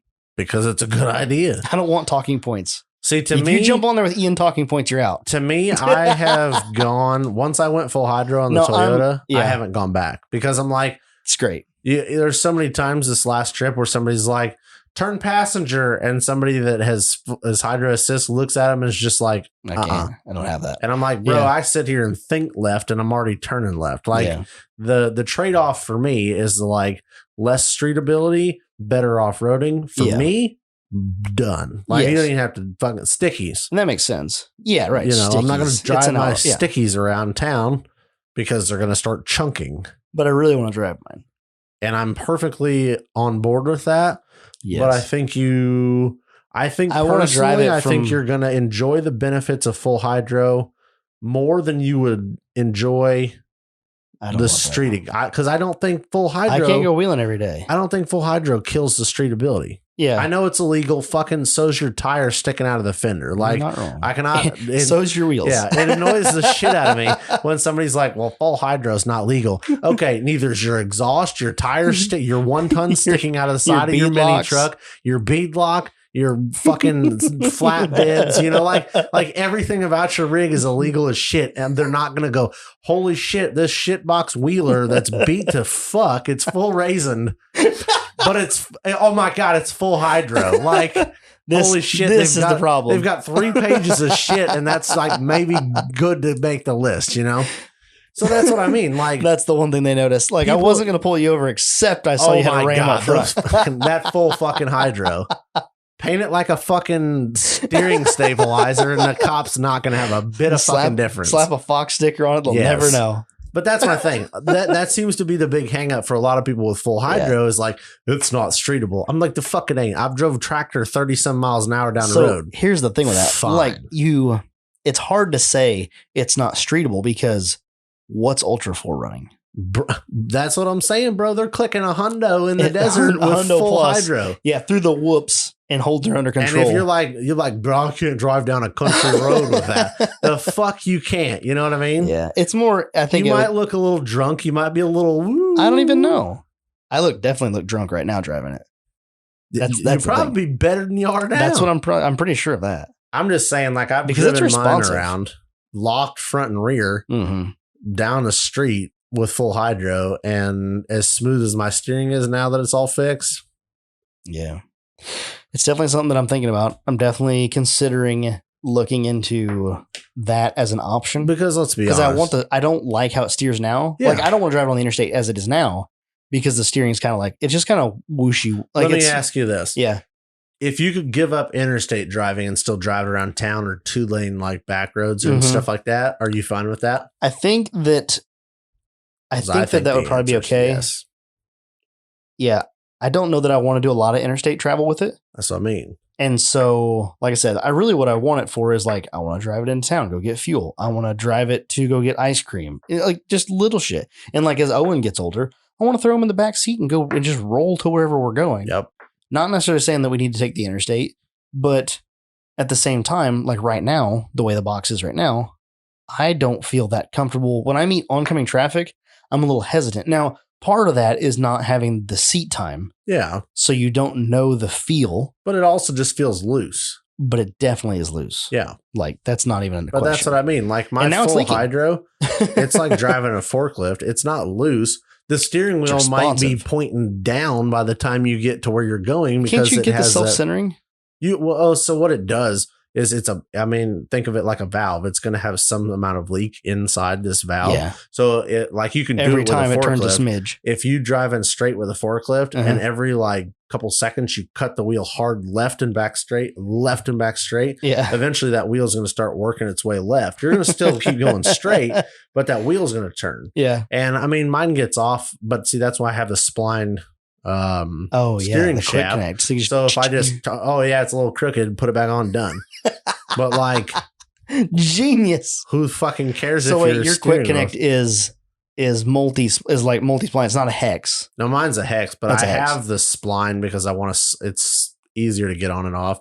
I just haven't changed it over. Okay, so you have, but it is you're hex. I think set it's like that. a 6-side hex Right. or something like that. Which would be fine. You could get it back close pretty quick. But I mean, all that But gives it's you is 3 aesthetics that your steering wheel's right. up. It's 3 spokes. Like, who cares? Yeah, Or 2 or 4, whatever it is. 2. Yeah. 3. Which one did you buy? It's 3, I I think. think it's 3. Either way, nonetheless, it's definitely. But that's, I mean, I don't This think is it's going to one be. of the things. Yeah, it's going to be not. predictable. You just might have to give just a little bit more correction to it, but Mhm. it's predictable correction. It's like when your suspension unloads on the side of a hill Mhm. and you know it's going to do it, you're fine with it because Yeah. you can work with it. It's Yeah. that unpredictable, like, oh shit, Mhm. that's the problem. And I think that's where you're at now. Right. But I think the I think you're off-road right. attributes that you're going to gain from having full hydro is going to well outweigh the negatives in your mind. How many guys that are listening to this that have XJs that have gone to full hydro are going to jump on the Trail Riders page and be like, Don't do it. no, do it. Right. Like, no, they're not going to say, I don't think anybody's going to come on and say, don't do it, except for Mike and maybe Derek. You wheeled the Trail Riders with essentially an open rear and a front locker. Yep. We had a conversation a while back about front or rear lockers. Oh. And my thing was, if you had to pick an end, I would want the front. Your shit walked over all kinds of shit Yeah. because the front was locked. Nothing stopped it. I don't know. Let's do that. When I get it fixed, let's go out and do an obstacle, go back, flip the lockers. It's like, do it first time with the front, go back, flip it, do it with the rear, and do like a full-on test. We have that capability now, and do open. We can do all of them and see how much advantage it gives you. Now, I think I'm at a advantage already because of the 40s and the flex. Yeah. Like, it was dumb watching that thing walk through that little rock thing with the deep crater. You know what I'm talking about? The second obstacle guy you guys made me do. Yep. Watching it walk through that, I'm just like, did it even hang a tire? It stays planted. Do I need any more flex? No. Like, it's dumb. It's beautiful. Like, what if I put 14-inch coilovers in the rear and 16s in the front? Perfect. Like, what's it going to do? Nothing. Yep. Like, it'd be dumb. It's already dumb. It's usable. Yes. That's it just the key. blows my mind. Yep. What I want to do is trim out the front inner fenders and Mhm. get that out of the way, trim the front bumper a little bit more, and get some bump stops that actually work so that when it's fully flexed and hanging tires on either end, nothing's rubbing. Yeah. That's my goal. It's cleared. Yeah. I want to make it so it's sitting on bump stops and nothing is touching. None of the tires are touching anything. Mm-hmm. That's life goal right now. But I think that's with the steering. I think hydro steering, it's one of those. Yeah. Is it the end all be all of off-road steering? Probably. Yeah. Can you make the commitment to do it? I think in your case you can. Yeah. I think at one point it was a price point thing where it's like, oh, it's a lot of money. But now you have to buy something. Yep. Is it really that big a deal if you wait 2 months and buy the next level up? Nope. You know what I mean? And I do think there are a lot of situations that I would not recommend somebody to go full hydro because they want to do an excessive amount of like Driving. interstate driving. Yeah. Oh yeah. For him, there's like no question about that. His full hydro setup is perfectly set up for his truck. His hydro assist. That's what I meant. Yeah. Because like, there's no way I would recommend that full hydro is even a bad idea. Like it's such a Right. bad idea. It's not even a good idea kind of a thing for what he does. But I don't think your rig is on, I don't want to say his level, but I don't It's think not- you want to yeah. do that with your rig. At least this one anyway. Definitely. Yeah. Not this one. Like you might enjoy that and it might be something you're into, but I don't think you've built this rig to do that. I don't think the carcass is currently anyway in its current state I don't feel like it's the right platform. Yeah. For that, I would rather do that in like a JKU. Yeah, something with a little more creature comfort kind of thing. And then build it towards that. And like, something that's not had the floorboards sheet metal, like quick sheet metaled. Yeah. You know what I'm saying? Like, it's not a luxurious vehicle anymore. Yep. Like, it could probably be made back to being somewhat luxurious, but I mean, it's just totally could. Yeah. But it's just, what do you want to do with it? Oh, check this out. So, Steve goes full hydro next week. Probably not next week. That'd be tits. Don't think Can you commit to it on next budget, week? Maybe. Well, maybe. We'll see what the discussion is on the old trail riders. I'm actually kind of interested because I want to hear some. I've been wanting to post on there about think. it and ask some questions. I've got a lot going on. Oh, this is going to start the conversation for you. So, I was searching for switch options. This is for your XJ guys. The XJ. I've not messaged these people yet, but I'm going to, and I'm going to see if I can pull some strings. I don't know how much they want to work with me. Like, they don't have an Instagram. Okay. So, like, how much do you really want to grow? They have a Facebook page, but it's like really out of date. Hasn't been updated in like a year or so. But there is a seller on eBay, and it's called Prime 4x4. They're out of Hurricane, Utah, and they sell a whole bunch of XJ switch panels that are made from metal, and they're coated. You can buy them with the switches, without the switches. I was on their About Them page, like their About Us on their website. So I do have a website, and I was checking that out, and they're like, we built this stuff because we use it, and we try to use the highest quality switches that we can. So like the options with switches are kind of steep. Okay. Because of the price of the switches. You're probably paying like $15 a switch. What kind of switch are you buying? So like it's a legit switch. Is it a Carling style switch? Yes, Carling. Okay. Like they're the nicer, probably the higher quality Carling. What is style. this? Just an on-off? You want a single pole like on-off style switch for what? Well, so it's not the switch. Did you just say this and I wasn't paying attention? Yes, you were on your phone.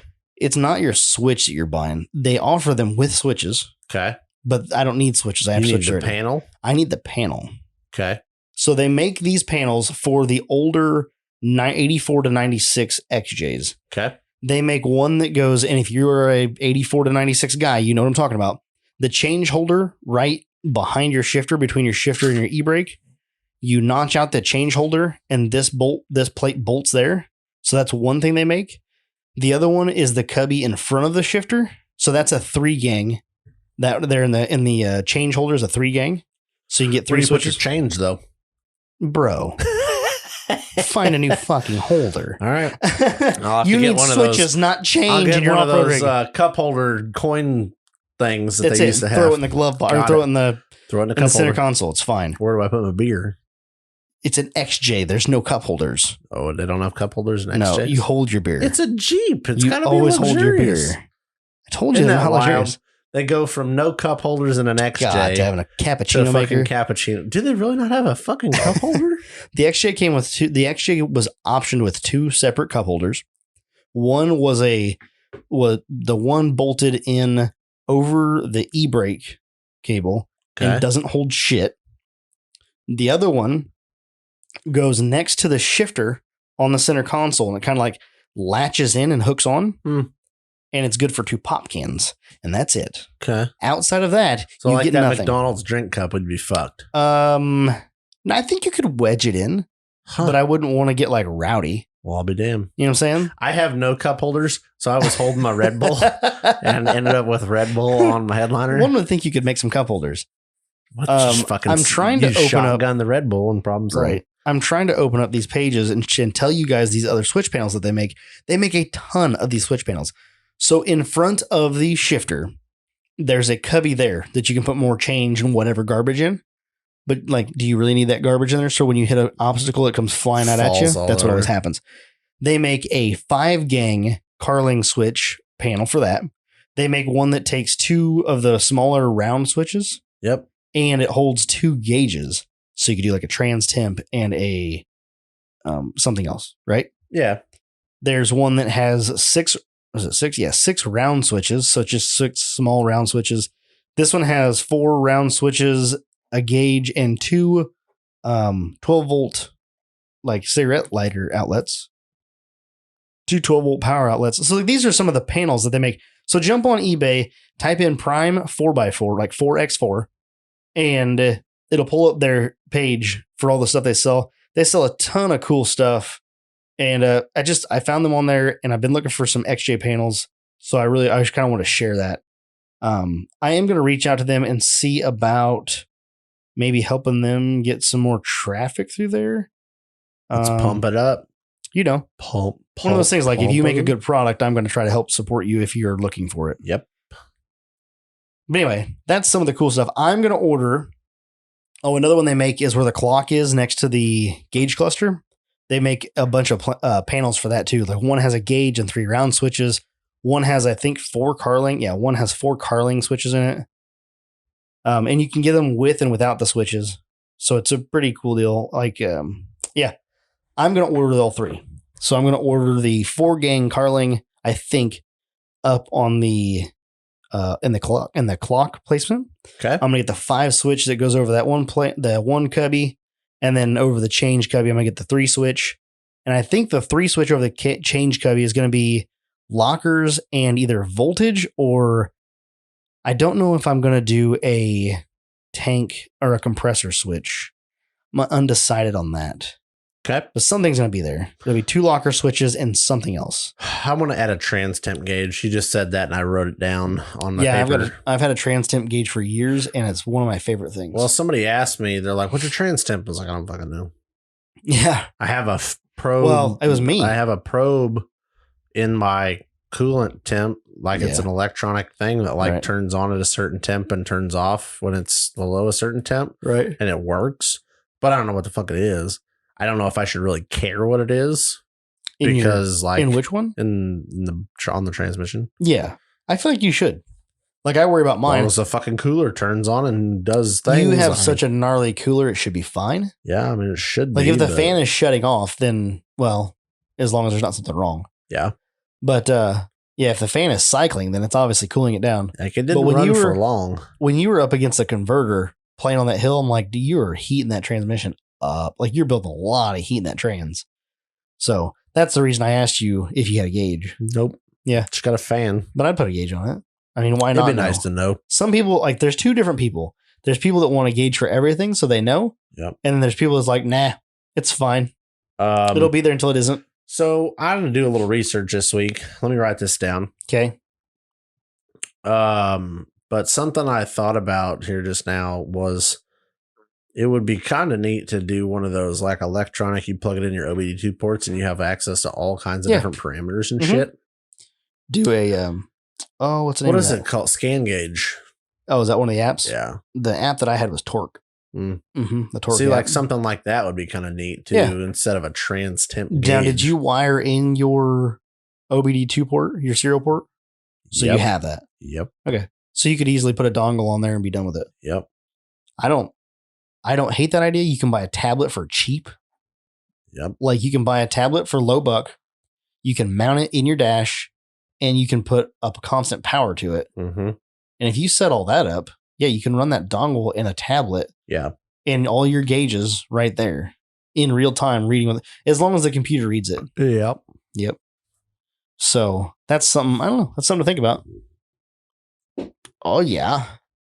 Do you have my weight ticket? No, I gave it back to you and you put it over there.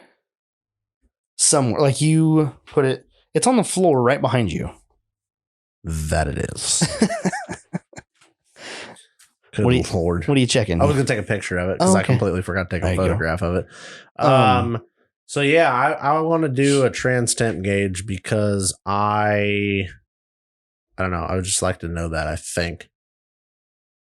You'd like to know, that's I'm that guy. I want to know what temperatures are.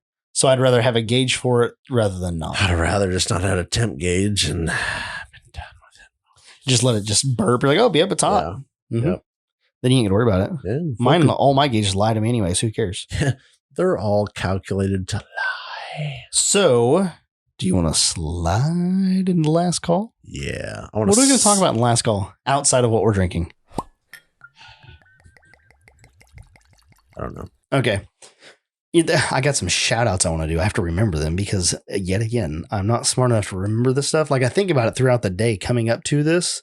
and then I forget about it when we get in studio. I go like mind blank. Uh-huh. But what I do want to do is open what we're having for last call. Are you ready? Yes. Old Elk. It doesn't roll off the tongue as well. Okay, so shout out to one of the other off-road podcasts. That would be Wheelin' Wine and Whiskey, Jason and Chris. You guys drink this all the time. Ian and I have always wanted it. I finally had the opportunity to pick it up on sale and had one of our friends pick it up because she worked there and got us a deal on it. So what we have today is the 2018 San Francisco International Spirits Competition Gold winner. Okay. And it is Old Elk Distillery. It is the blended straight bourbon whiskey. Are you ready for it? Yep. 44% alcohol. Ooh, that's so much more than what we're used to. You didn't grab the pint glasses, did you? I grabbed the fucking big gulp cups. Like fucking get you. I got the highball glasses. 88 proof, and we're gonna give it a shot. Can I ASMR this? Can I Google? Yes. I'm sorry, but I giggled about that in the middle of the beautiful sound. It's so wonderful. God, that was wonderfully awesome.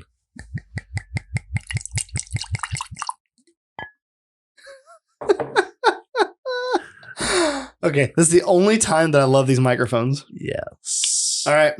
I have poured us. What do we have on the swag table over there to give away? Oh, I don't know. What do you got? You gonna give something away? Give something away right now? Oh, are you gonna do a weight guess? Yeah. Oh, I love it. Well, what should I give away? So wait. So are you gonna? Okay. So you're gonna do it now. I'm just gonna post it now. You're gonna post it now. The so it's Saturday night at almost midnight. Yep. You're gonna post it now, and we'll reveal the winner when the podcast goes live. You have until the podcast goes live, and so Tuesday at midnight. So you have 2 days. Yeah. I like it. 48 hours. 48 hours to guess your weight, but what over there could I give away? A moose. You think that's worthy of a moose knuckle? We got to save those for something good. Let me go see. I take my headphone down. Oh, I'm stuck. What can we give away? You can do... We're going to give the rest of this Old Elk bourbon away. No. Whiskey, no. not bourbon. No? Okay. We do a High Society shirt, Ginsburg hat, a Yukon koozie. No, I like that's mine. That's your favorite. Yeah. We'll just throw a koozie in. We don't put one of our koozies in there. Sure. I'm just gonna say we're gonna throw in miscellaneous swag pack. Yeah, a couple stickers. Yeah, a Miss swag pack. So you're gonna get. I'm gonna do a high society off road shirt, Ginsburg Fab hat, a couple different random koozies, couple random stickers, some Total Off Road podcast stickers, some other stickers. We're gonna throw in a bitchin' ass crawler sticker, maybe a complete off road sticker. Somebody started cutting this one out. Yeah, I might have got bored. Let's figure that one. Okay, Steve's got that's a nice little swag pack. There you go. High Society shirt, Ginsburg Fab hat, Snake Creek koozie, a TOP koozie, 2 TOP stickers, and a crawler sticker. And a complete sticker. Put a complete off-road sticker up there. Where? They're down on the left there. Yeah, yep. Right. All right, we'll throw you in. Throw in a complete off-road sticker. 7. 2. Damn. I know. 2 of those. Let's throw in a... what else you got? What do you think? Ginsburg Fab sticker or a Cartec? One of each. Okay. Blue and orange. Okay. Do you want a picture of this too? Yeah, I'm going to have to. Yeah, we should just get you a picture. Oh, I've been so far away. Yeah, but we could hear you. Oh, could you? We could hear you doing the things. Okay. Just set it right there and I'll get a picture with the old whiskey in the background. God, you hooked them up on stickers, bro. Yeah, we're just, gotta just get it all out there.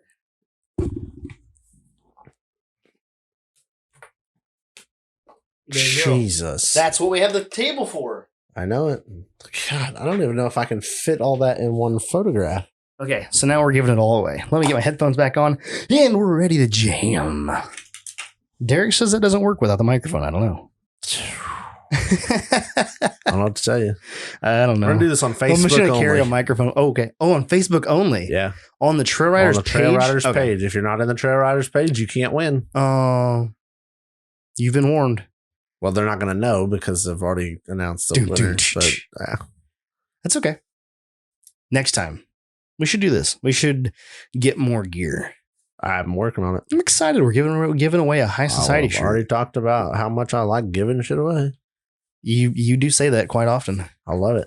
I just run out of shit to give away real quick. Yeah, we got to gather more things.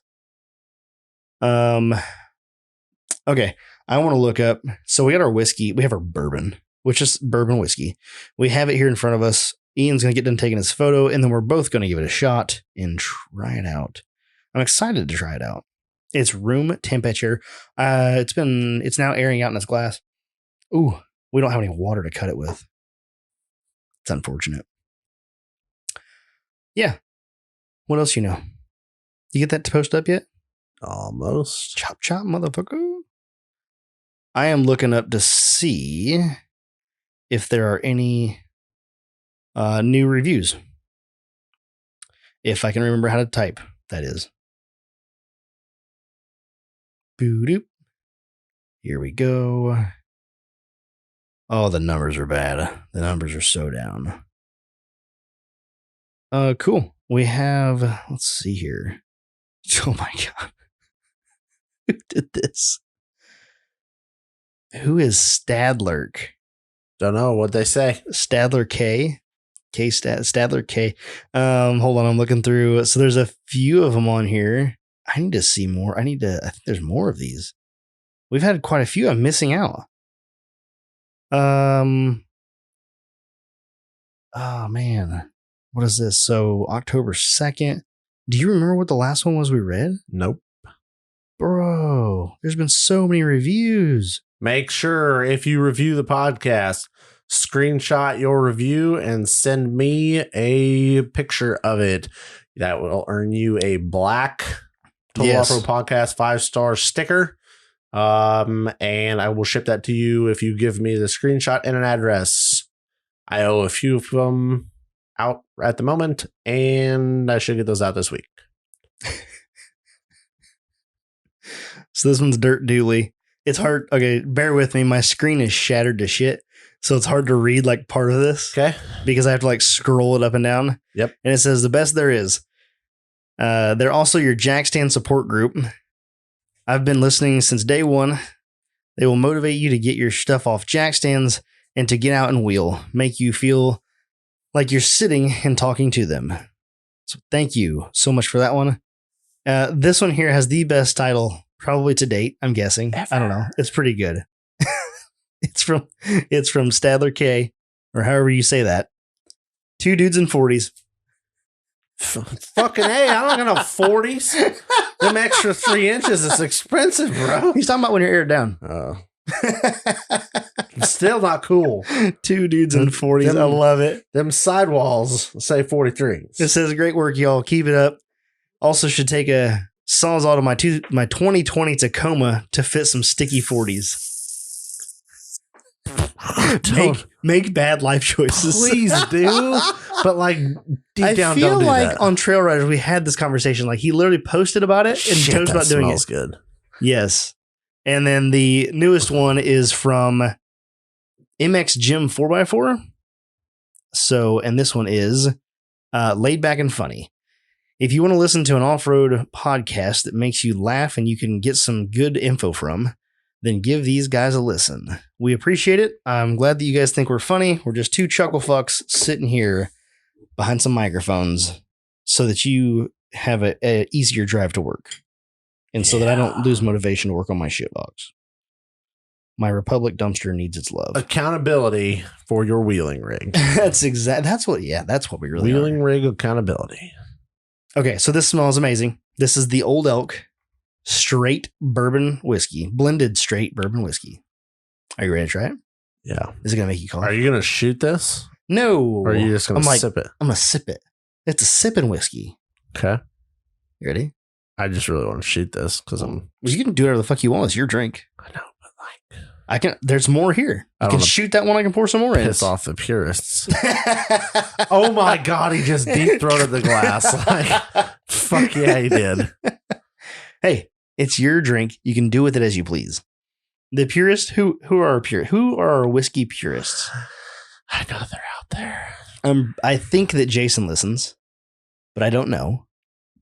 I'm guessing there's some more whiskey guys that are really about it. This is straight. This is not with any kind of water added to it. We've not put any ice in it. Is adding water to whiskey like a mortal sin? No, you can add a drop of water to open up the flavor. So if you want to sip that, take a little sip and we'll grab some water and we'll do a drop of water in it. Well, that just seems like see if it opens it up a lot. That just seems ignorantly stupid. Well, I mean, I'm just going to say it because I'm ignorant and don't know. Yeah. But that sounds like the dumbest shit I've heard all day. It's not. It works. One drop of water. Yes. I know. That was a hell of an eye roll for those that can't see my face. Like one drop of water, all that does is fuck up my perfectly good liquor. That's pretty good. Is it? It really is. It's smooth. That's good. You should try it. Do you swirl it around? Is it like a wine where you like swoosh it around? Like do the thing. Get the smell. Get the full smell. Who's on their way to work right now pissed that we're drinking whiskey? Okay. What do you think? It's not bad. It's not bad? What do you have to compare it to? I don't know. I'm gonna be honest. This is probably the most expensive whiskey I've ever fucking drank because I don't know shit. I don't know shit about bougie whiskey. Bougie whiskey. It tastes good. So I don't know what to buy. So I just buy cheap shit, and I'm like, it was good. Mm-hmm. This is not that. I'm trying to think of what the nicest whiskey that I know of that I've had. I've had some pretty nice whiskeys. I've drank scotch with Mike, so I know I've had some good scotches. Like some high dollar scotches. And those are good. This is not that. What do you think? I'm trying to think. Would you drink it? Would you mix this with your Coke? No. I mean, fuck no. I mean, okay, yeah, it'd be delicious, but that's an insult to the world. That's what I buy my $20 fists for. Yeah, that's what I mean. Like Jack Daniels, $14.99. I don't even know what Jack Daniels costs anymore. I don't either, but like I'm wanting to say that's probably some of the nicest whiskey that I've had. I've had like a Jack Daniels or some like bigger name brand whiskey. Mm-hmm. But like, I just don't do whiskey that much. Yeah. So I don't. I was on a get bourbon into the higher end things. Right. I was on a bourbon kick for a little while, but it's been a couple of years ago, and I was trying different stuff then. So like, was it Four Roses? I think it's a whiskey. I just love stout so much. It's hard to get into liquor. But this is what the barrels come from. I know, but I like that with my beer. Yeah, I do too. That's what I mean. Like, I would rather have a good bourbon barrel aged beer than a bourbon than just a bourbon week. Yeah, it's just a sipping bourbon. I know, but I just. You got any ice cubes left in there? Yeah, there's. Grab you one and stick in that glass. But so you're telling me that if I put one drop of this just bring down a little bit of that ice water, just bring it down and just boop. Here it goes. He's making his way. I want to picture who's going to the left bead, the right bead, right bead. Oh, that's more than a drop, buddy. Well, that didn't work. That's all right. That's all right. More than a drop won't kill it. A dab will do. A dab will do. It's so hard to get over that edge without, because as soon as it goes over the edge, it's over. Oh, you got like 8 dribbles, but I mean, same concept. We just poured all the water in the whiskey. Did it change it any? Did it make it more better? You like shot the whole thing that time. The first time you took like a little bitty swig. What do you think? With water added. Yes, no, maybe so. Are you on the fence? I don't like you. Oh, you don't like me? Oh, it worked. Dude. Like, I love obviously, it. that was more than a drop. Yeah. But I, honest to God, feel like It changed the flavor it profile. opened the closet door. Like, you're in the bedroom, and now you open the closet door, and you're like, wow, this room just got a little bigger. So, did it make it smoother, or like just the flavor? I feel like it opened up the mid-range of the flavor. If that's how I want to word that. You had more flavor. The front line, like that initial taste when it hits your mouth and that initial mouthfeel was the same.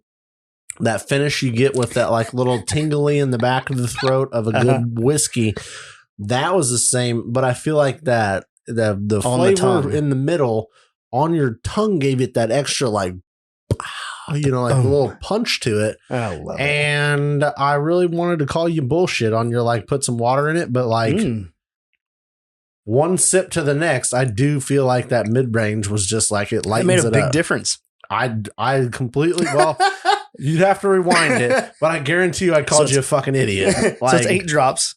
8 drops is the primo. Well, I would love to know more about that. There is a video.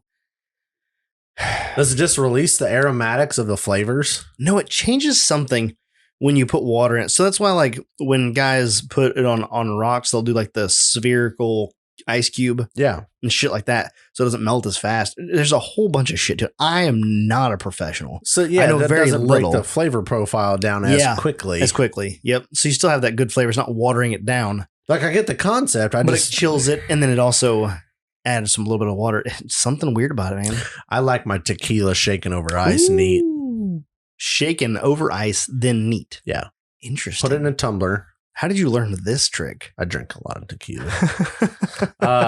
Take your tequila, pour it in a shaker with ice, shake the shit out of it, and then pour it in a glass neat and drink it. I love it. It smooths it out. Yeah. But it has to do with something with adding just a little bit of water to that. And I mean, it may be the same concept with the it just opens that flavor profile up. Yeah. It's something. Yeah, there's definitely something to that whole deal. So riddle me this, Batman. Talk to me. If you are a hardcore whiskey connoisseur, and you know we have them in the group. Yeah. But like, if that's you, what is your opinion on adding a drop of water? Like, does the fucking, I don't know, what is a fucking whiskey maker? Like, the brewer, is that for whiskey? Is that just beer? The distiller? No, they have a name. The master distiller? Yeah, that guy.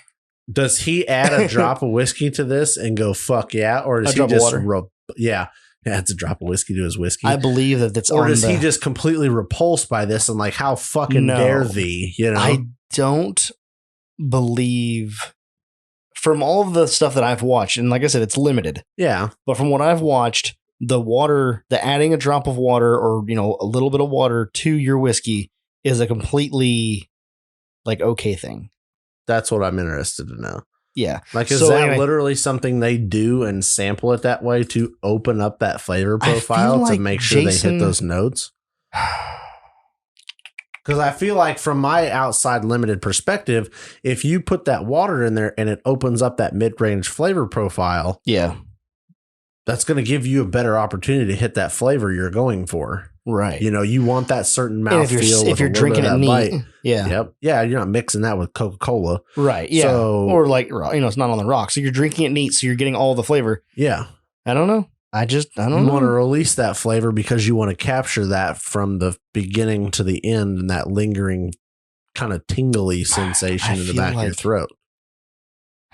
Dude, I got enough problems with beer. I don't need to divulge into fucking whiskey now. You shouldn't. It's dangerous.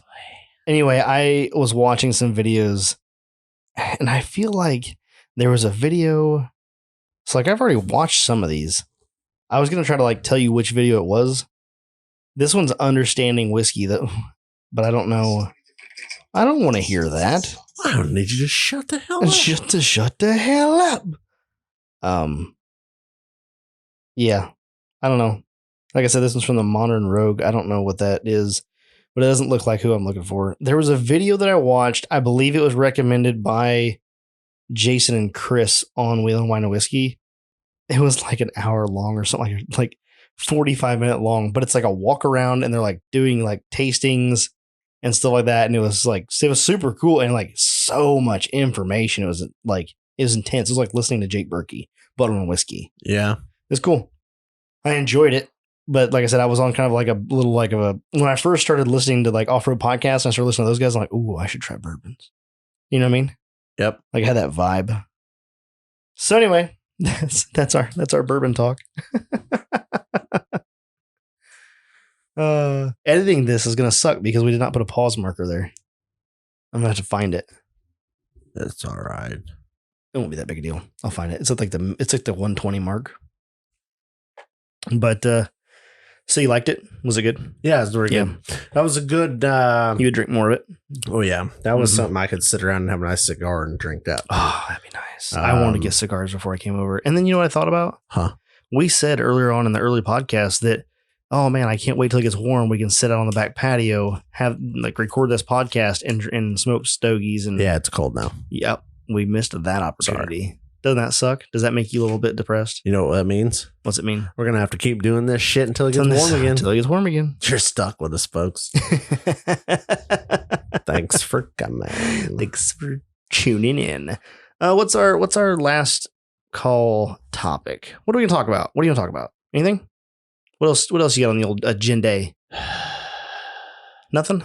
No. Surely there's something. No. You don't talk about anything else? When's our next wheeling trip? Not for fucking a while, hopefully. Are you going to try to get yours done by the new year? Nope. No.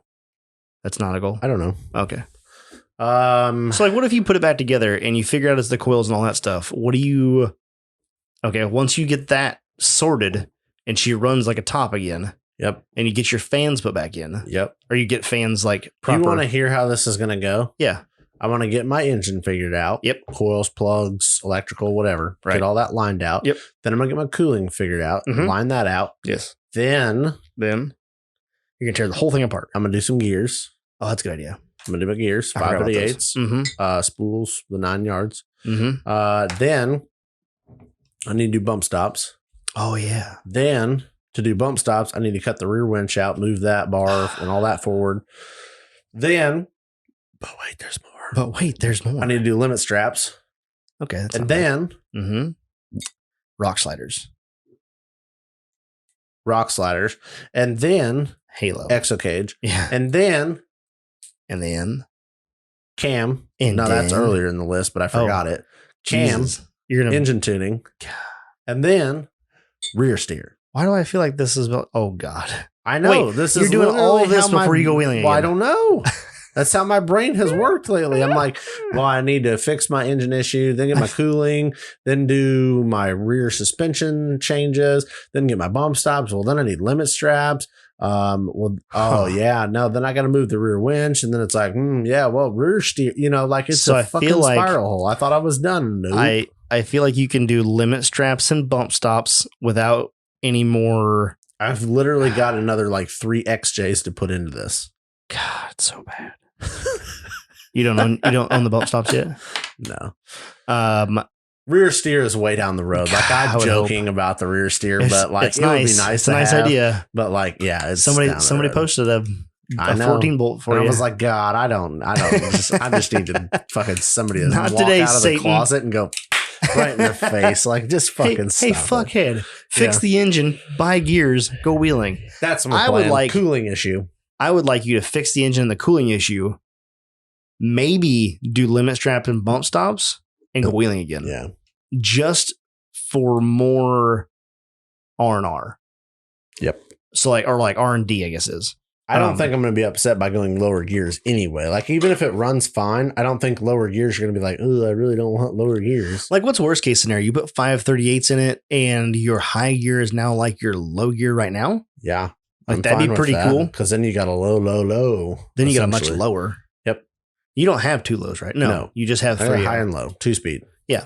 And so, like, yeah, you'd have essentially what you have now, maybe. We could do the math and find out. But right now, high gear is like worthless. It's not like, so if I take a big swing at it, yeah, if I take a big swing at it, I've never seen somebody go, man, I've got too much gear. Too low of a gear. Well, maybe for a bouncer, but it's like for go fast stuff. But let's be honest. How fast you going to go? I get a bigger boner with slow Crawling. rock crawling than I do go fast stuff because, quite honestly, you can only do go fast stuff not in competition for a little bit. You know what I mean? Like, right. I'm not going out doing Not a lot of KOH parks. style stuff unless I'm racing something. And that's the thing. Like, I was like, you have built essentially a bouncer, but at the same time, if it has low enough gears, you can use it as a crawler. And right now, it just doesn't have that. You don't have the I want to be finesse. able to crawl around all day and, oh, by the way, rock bounce up this ledge when I'm bored. Like, I want to be like, hey, XJ guys, watch this shit. And then I think cam and tune, and you'll be pushing what 3 1/4, 350 at the flywheel. Yeah, that's my goal. So, which is not a bad number. No, I feel like that in high gear, you'll be able to really rock and roll. Yep. Do a little bit of stuff, and then in low gear, you'll be able to have a little more finesse. Yep, that'd be nice. That's my goal. My goal is to sort the rear end, fix the steering, wheeling, get my pickup truck back, wheeling, go wheeling a lot more. I think you need to go full hydro. So you're hydro assist right now? Yep. Okay. I'm an assistant. So you need a pump, a ram, and an orbital. Yep. At a really affordable price. No guy. I thought you were the guy. I am. We here at Complete Off Road, we can take care of you. I forgot to say that this is the last call brought to you by Complete Off Road. No, we do appreciate sponsoring Total Off Road Podcast. Yeah. Last call. Mm-hmm. I can speak for the company Mm-hmm. and my team when I say thank you. Yeah, you're welcome. Allowing us to be a partner of your podcast. I can also say you're welcome to that, I suppose. Yeah. I would go surplus center ram. Okay. I've heard good things. The price is legit. Mm-hmm. And then I would go with a nice Eaton valve for the steering valve. And what do you do for a pump? What's the stock pump on that? What style pump is that? I don't know what it is. I don't know these things. I just don't know. Ass to the table. I just don't know. Fuck. I'm sorry. Is it Jeep? Is it a Jeep brand pump? Yeah, it's factory pump. Oh yeah, it's Jeep. What style? Jeep. Jeep style. I don't know what it's called. It has a style. I just don't know what it's called. I know it has a style. Why do you hate me? Because you don't know shit. Quit picking on me. You know knowing mother trucker. I'm just wondering if you can get an aftermarket pump and run the same bracket, because I'm assuming you should be able to. Where do I find Rams? Holy hell, man. What's her? Pump. I bet a pump's $300. Yeah, I bet you're probably right. I bet you can get into a full hydro minus hoses for under $800. Yeah. Yeah. I'm looking on Surplus Center, and I don't know how to work this website because I don't know what I'm looking for. I just want a RAM. You need a cooler. None of this stuff says RAM. You got a steering cooler now with your hydro assist or no? No. Yeah, you're gonna want a cooler. Oh yeah. At $100. Why can't I find a damn, what is it, a linear actuator? Is that what I need? No, that's not it at all. Doing? I'm at Surplus Center on their website. I'm trying to find a RAM. I want to see how much it's going to cost for a double-ended RAM. Have you found it? Yeah, I already looked it up. Okay. It's done.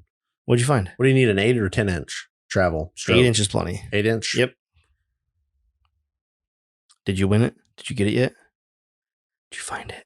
Dude, I'm like a freaking sorcerer. So, like, do I buy a PSC pump? Yep. I don't want to say it on the internet, but I wouldn't. So what am I buying? Where do I get my pump from? Like, how is that budgeted? Yeah. Oh, really? I mean, I didn't think it was. Buy once, cry twice is. Yeah, buy once, cry twice is not. Oh, it's not that bad. I thought it was gonna be a lot worse than that. 2 inch, 2x8 1.25 diameter is probably a little small. Let's see. 1.25 inch? Yeah, I think at least 1.5 inches. I would want a 2 inch for 40s. Yeah, that seems huge. Yeah, but you're not gonna break it. I got a 3/4 inch now, right? No, yeah, I don't know, dude. I don't know. I forget. I think it's 7/8. I have found a pump from Howe on Summit. $300. 265. So these Rams are about $240. Okay, and then a valve for 3. So we're in it for just under a G. Yeah.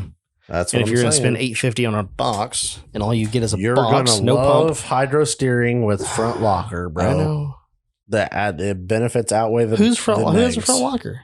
You do. When? You have a front locker. Not when I'm turning. Well, no, but I mean, you have a front locker. But you'll be able to rock crawl locked in sterning. It doesn't matter. Like right now with the assist, it's fine. So I used to have troubles with my steering before because the geometry was all foobarred. But ever since I corrected the geometry on the steering, dude, it just steers. It just turns. Except for whatever's causing it to bind when I try to like turn fast. Yeah. I've not fixed that issue yet. I don't know what that issue is. I'm waiting on someone. Do me a favor. Do me a favor. I want you to do something. This is your homework for the week for me. Okay.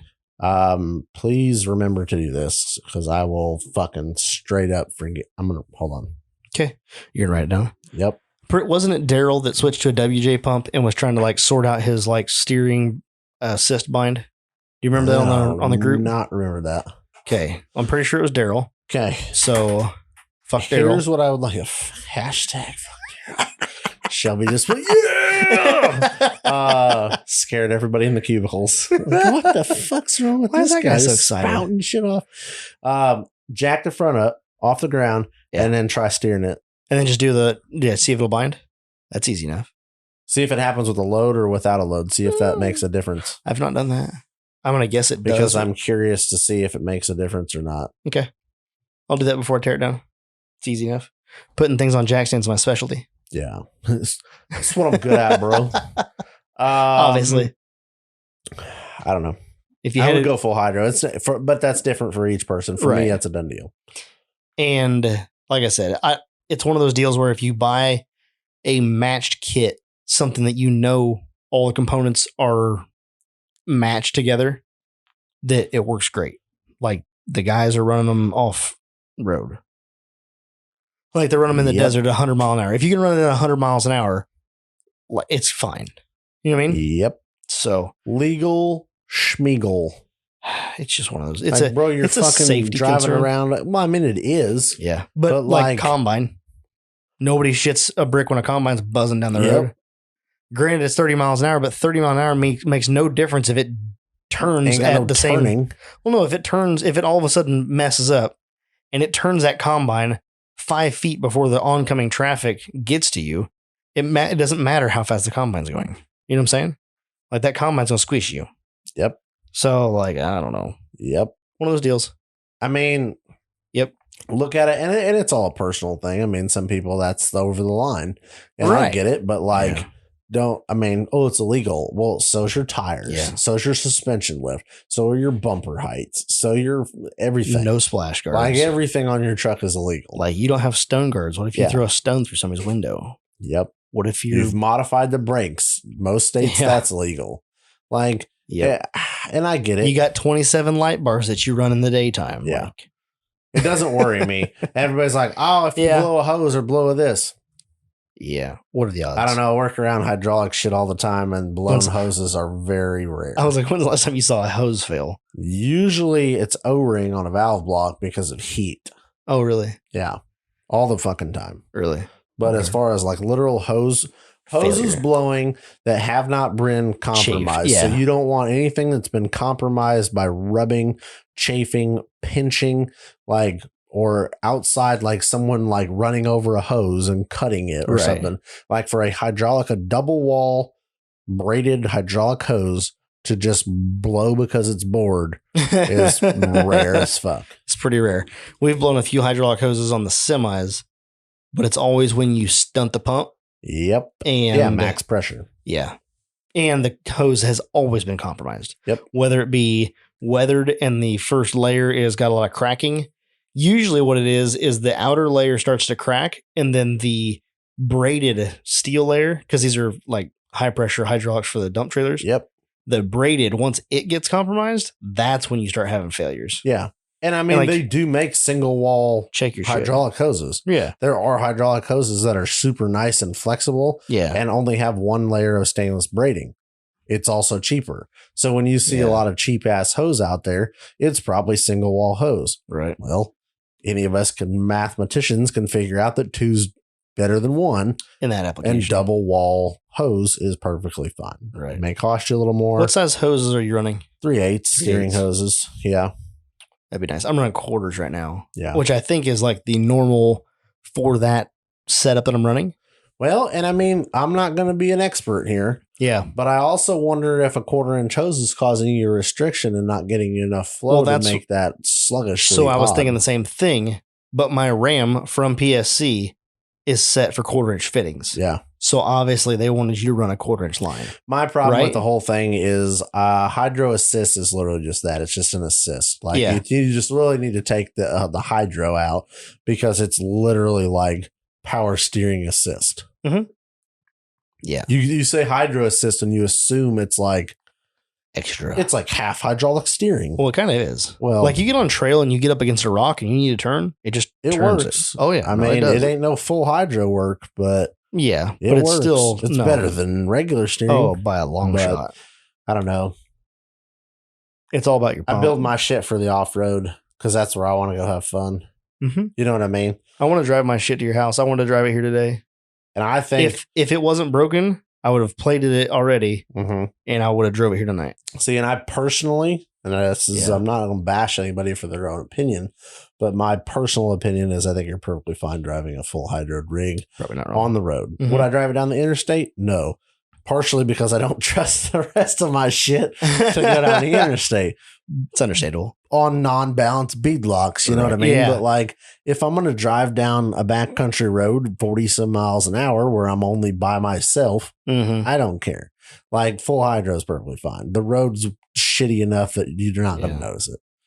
I want to get, after taking it wheeling this time, I want to get my frame stiffeners put on. Yep. I want to get the new cross member. I learned a lot. I have learned a lot in the past couple months. But one of the biggest things I've learned is that I didn't want my links hanging down. I don't drag them anywhere. Yep. So, like, is it that big a deal? Not really. Doesn't seem to be. But there's that nice cross member that Andrew's running. Yep. That is, it has everything tucked. Which would be nice. It would be nice. And then you can flat belly that thing. Yep. And then, like he was saying, oh, I need to give a quick shout out. Sorry it took me so long to do this, Andrew. Andrew Duggar, one of our listeners, was on another podcast this week. Yeah, I saw that. Did you get to listen to it? No, not yet. Project Tears. Yep. Project Tears podcast. It's actually a good podcast. Good. They only got like 11 episodes out, but they're pretty cool. They do theirs in the garage, usually in a vehicle. Nice. Yeah, it's a good feel. It's a nice little like podcast. I like it. But anyway, he was on there and I went and listened to it. And so that was fun to listen to. If you guys got some free time, want to listen to some other podcasts, go check out the Project Tears and listen to Andrew's episode, the latest one. But I was listening to him talk about that, and he was like, about that. He's like, I got a flat belly, so if I can't crawl over it, I can at least slide over it. Speaking of that, I noticed I was looking at my shit today while I was ratchet strapping it to the trailer, taking it to the scale. My front tube, 1 3/4 120 wall tube on the front axle that trusses the steering. I apparently beat it off something, hit something on that, and actually dented that tube. I was like, boy, I don't remember hitting anything with that hard, but like, it's only 120. Shit happens. You got 3,000 pounds worth of axle. Yeah. And you were kind of beating on it there towards the end. I love it. What'd you bump into? I don't know, but I also noticed that I fucked up the rocker panel on the passenger side. Oh. Fucked up the door and the extended cab part on the driver's side. I told you put the sliders on.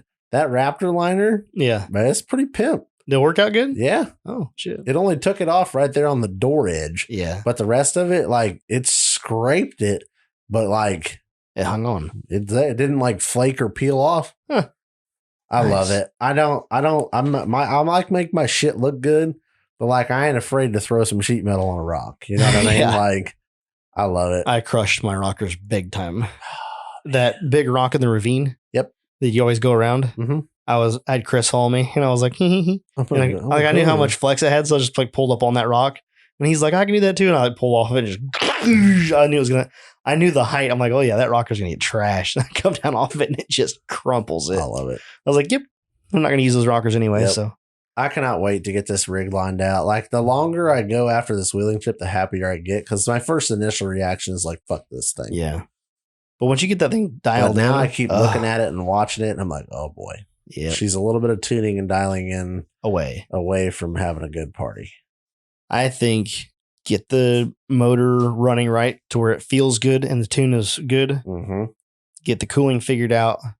Go take it for another drive under full power. Yep. Find out how off those gears really are. Because Mike has a good point. He's 410s on 38s and a 272 low. Mm-hmm. You should be pretty close. In low range, 3.0 gear, 43s and 410s. Mm-hmm. Like you shouldn't be that far off. I don't think it's going to be bad. I don't think it's going to be undrivable. Well, it wasn't undrivable as it was. It just kept getting hot. Yeah. And I think that was a huge issue with it. Once it would get hot, it would just wreck it. So it would just go to shit. Yeah. We're about to hit 2 hours. Let's get the hell out of here. Hey, it's 12:06 in the morning. Oh, God. We officially did a 2-day podcast. And it's Sunday. Hallelujah. Praise the Lord. And thanks for listening. As most of you know already, go check us out on Facebook. We have a page there. We also have the Trail Riders page, Facebook, Total Off-Road Podcast, Trail Riders. You can find us on Instagram at total_offroad_podcast. My personal is low_KEE_XJ, and Ian's is offroad_Ian. Go check out the website, www.totaloffroadpodcast.com. Go check out the YouTube channel. There's another place you can find us. You can find us on TikTok. Same thing, total_offroad_podcast. And be sure to check out our partners, Crawler Off-Road, Off-Road Anonymous, and Complete Off-Road. Make sure you call either Ian or Chris at Complete Off-Road, 563-583-5363. You should do that. Dude, I swear to God, if somebody calls Complete Off-Road and asks for Ian, Chris's head might explode. That would be pretty good. God, I'd love it. Do that. Another thing to check out I hope is somebody does it so bad. Like, well, now somebody will. I hope God, just please. I'm begging you. I'm begging you. Another thing we have for you guys is the Morphlate. If you're interested in the Morphlate inflation device, it is. I just used mine for the first time. Off-Road 20? What? Yeah. Yo, you did? Yeah, Off-Road 20, isn't it? Top 20. No. TOP 20. Off-Road 20. I'll have to look at that. I believe it's Off-Road 20 is the discount. Gives you 20% off on the Morphlate. Make sure to pick up one of those if you're interested. And you used your Morphlate? Yeah, I used it for the first time yesterday. Did you absolutely love it? Dude. Yeah. I was like, because I had my tires aired down to like 2 or 3 PSI. Wait. What was more wow? The Morphlate for the first time or the water in your whiskey? The Morphlate. Oh, damn. Oh, yeah. Oh, damn. Because let's be still, or let's be honest Let's here. be still. If it came down to booze or wheeling, it would be wheeling. Yeah. Somebody If told me I had to cut give up all alcohol or wheeling, I would. Here's all my booze. Jess told me earlier. I was like, "Oh yeah, let's have another little one." And she's like, "Are you going to give up one of your hobbies?" I'm like, "What hobbies?" I'm going to give up loving my wife. Like shit. Yes. She was like, she said that, and she's like, I was like, well, I'm not giving up off road. We've monetized wheeling, so it's not a hobby. It's now a business. Right. Yeah. Ish. Yeah. I don't know if you'd call it monetizing. It's just a losing business. It's still a business. There's money coming in. It's just going out faster. It's going out faster, but it's still a business. I used the Morphlate for the first time. I was airing up my tires from about 2 to 3 PSI. I didn't really want them to leave them that low because I don't want them to flat spot. Right. Yeah. And I don't plan on driving it for a while. Mm-hmm. So I was going to air them up to like 15, 20 PSI, get a little shape to them and hold their shape. And I was like standing there. I'm like, well, this is fucking stupid. I have a tool for this. So I went and grabbed it, hooked that thing up. And I'm like, God, this thing kind of takes a minute or two to like get it out of the bag, string it over there, hook each locking chuck on, which by the way, those are fucking sweet. Yeah. And I'm like, that's kind of annoying. Yeah. And I was like, it's kind of annoying. So then I'm standing there, I put the digital gauge on and I'm airing it up. And then I'm like, and then I shut the valve to start seeing what it's like up to. And I'm like, oh, it's up to 12 PSI. And that was like 2 minutes. Mm-hmm. I didn't think it was 2 minutes. It felt like 2 minutes. It's probably 30 seconds. So I kicked the valve up a little bit more to about 17. And then it slowly dropped down and evened out right around that 15, 14, 5, 15. Yeah. And I was like, all right, I'll shut the fuck up because the time it took to set it up was saved on the back end. Yeah. Of not having to air it up, check it, air it up, check it. Yep. And then everyone is exactly the same. Done. Because then I took my digital gauge that came with my Morphlate, and I checked each tire and it was dead tits on the same. Oh yeah. Now, fucking A. I forgot to mention I did air up low key using the onboard air from 5 psi up to 28. How'd it work? Pretty good. It took some time. But like, it's not fast by any means. What do you mean by like 5 minutes? No, like 5 times that. Really? 25 minutes. What did you pressure wise to what? What to what? From like 5, it was 5 in the rear, 7.5 in the front when I started. Okay. So like effectively 6-ish. You need to drop them PSIs, boy. Why? Go down lower than that? 7.5 in the front. Seemed to work fine. Should be at like 3 or 4. Man. I could be. I don't know. I haven't done it yet.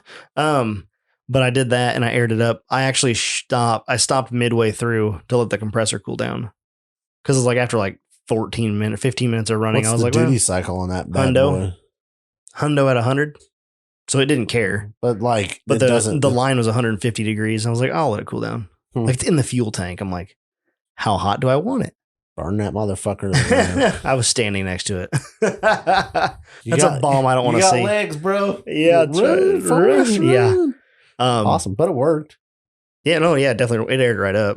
But if you were like packing your stuff up to go, 25 minutes it's not wouldn't be that bad. Yeah. Nope. I mean, it's not fast. It's not a CO2 tank, but I'm not really in it for that. Yeah. It has the capabilities. I don't drive it to the trail.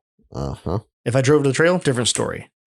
But I don't. Yeah, more often than not, you're going to be airing up a tire. Yeah. Which should take no time at all. But they don't lose any pressure really, so I'm good. Yeah. Till you burp a bead or something like that, or have to reseal. I told you I sealed the rear beads with bead sealer. Bead sealer. Not bead sealer. I used not right stuff. No, I used Permatex Black. Yeah. Sealed. Yep. It's probably not going to come off very easy. That's fine. Don't need it to come off. 42s, man. They're going to be up in your fender well. I thought we were getting out of here. Let's go. TotalOffroadPodcast.com. Go check it out, and we'll catch you on the trail.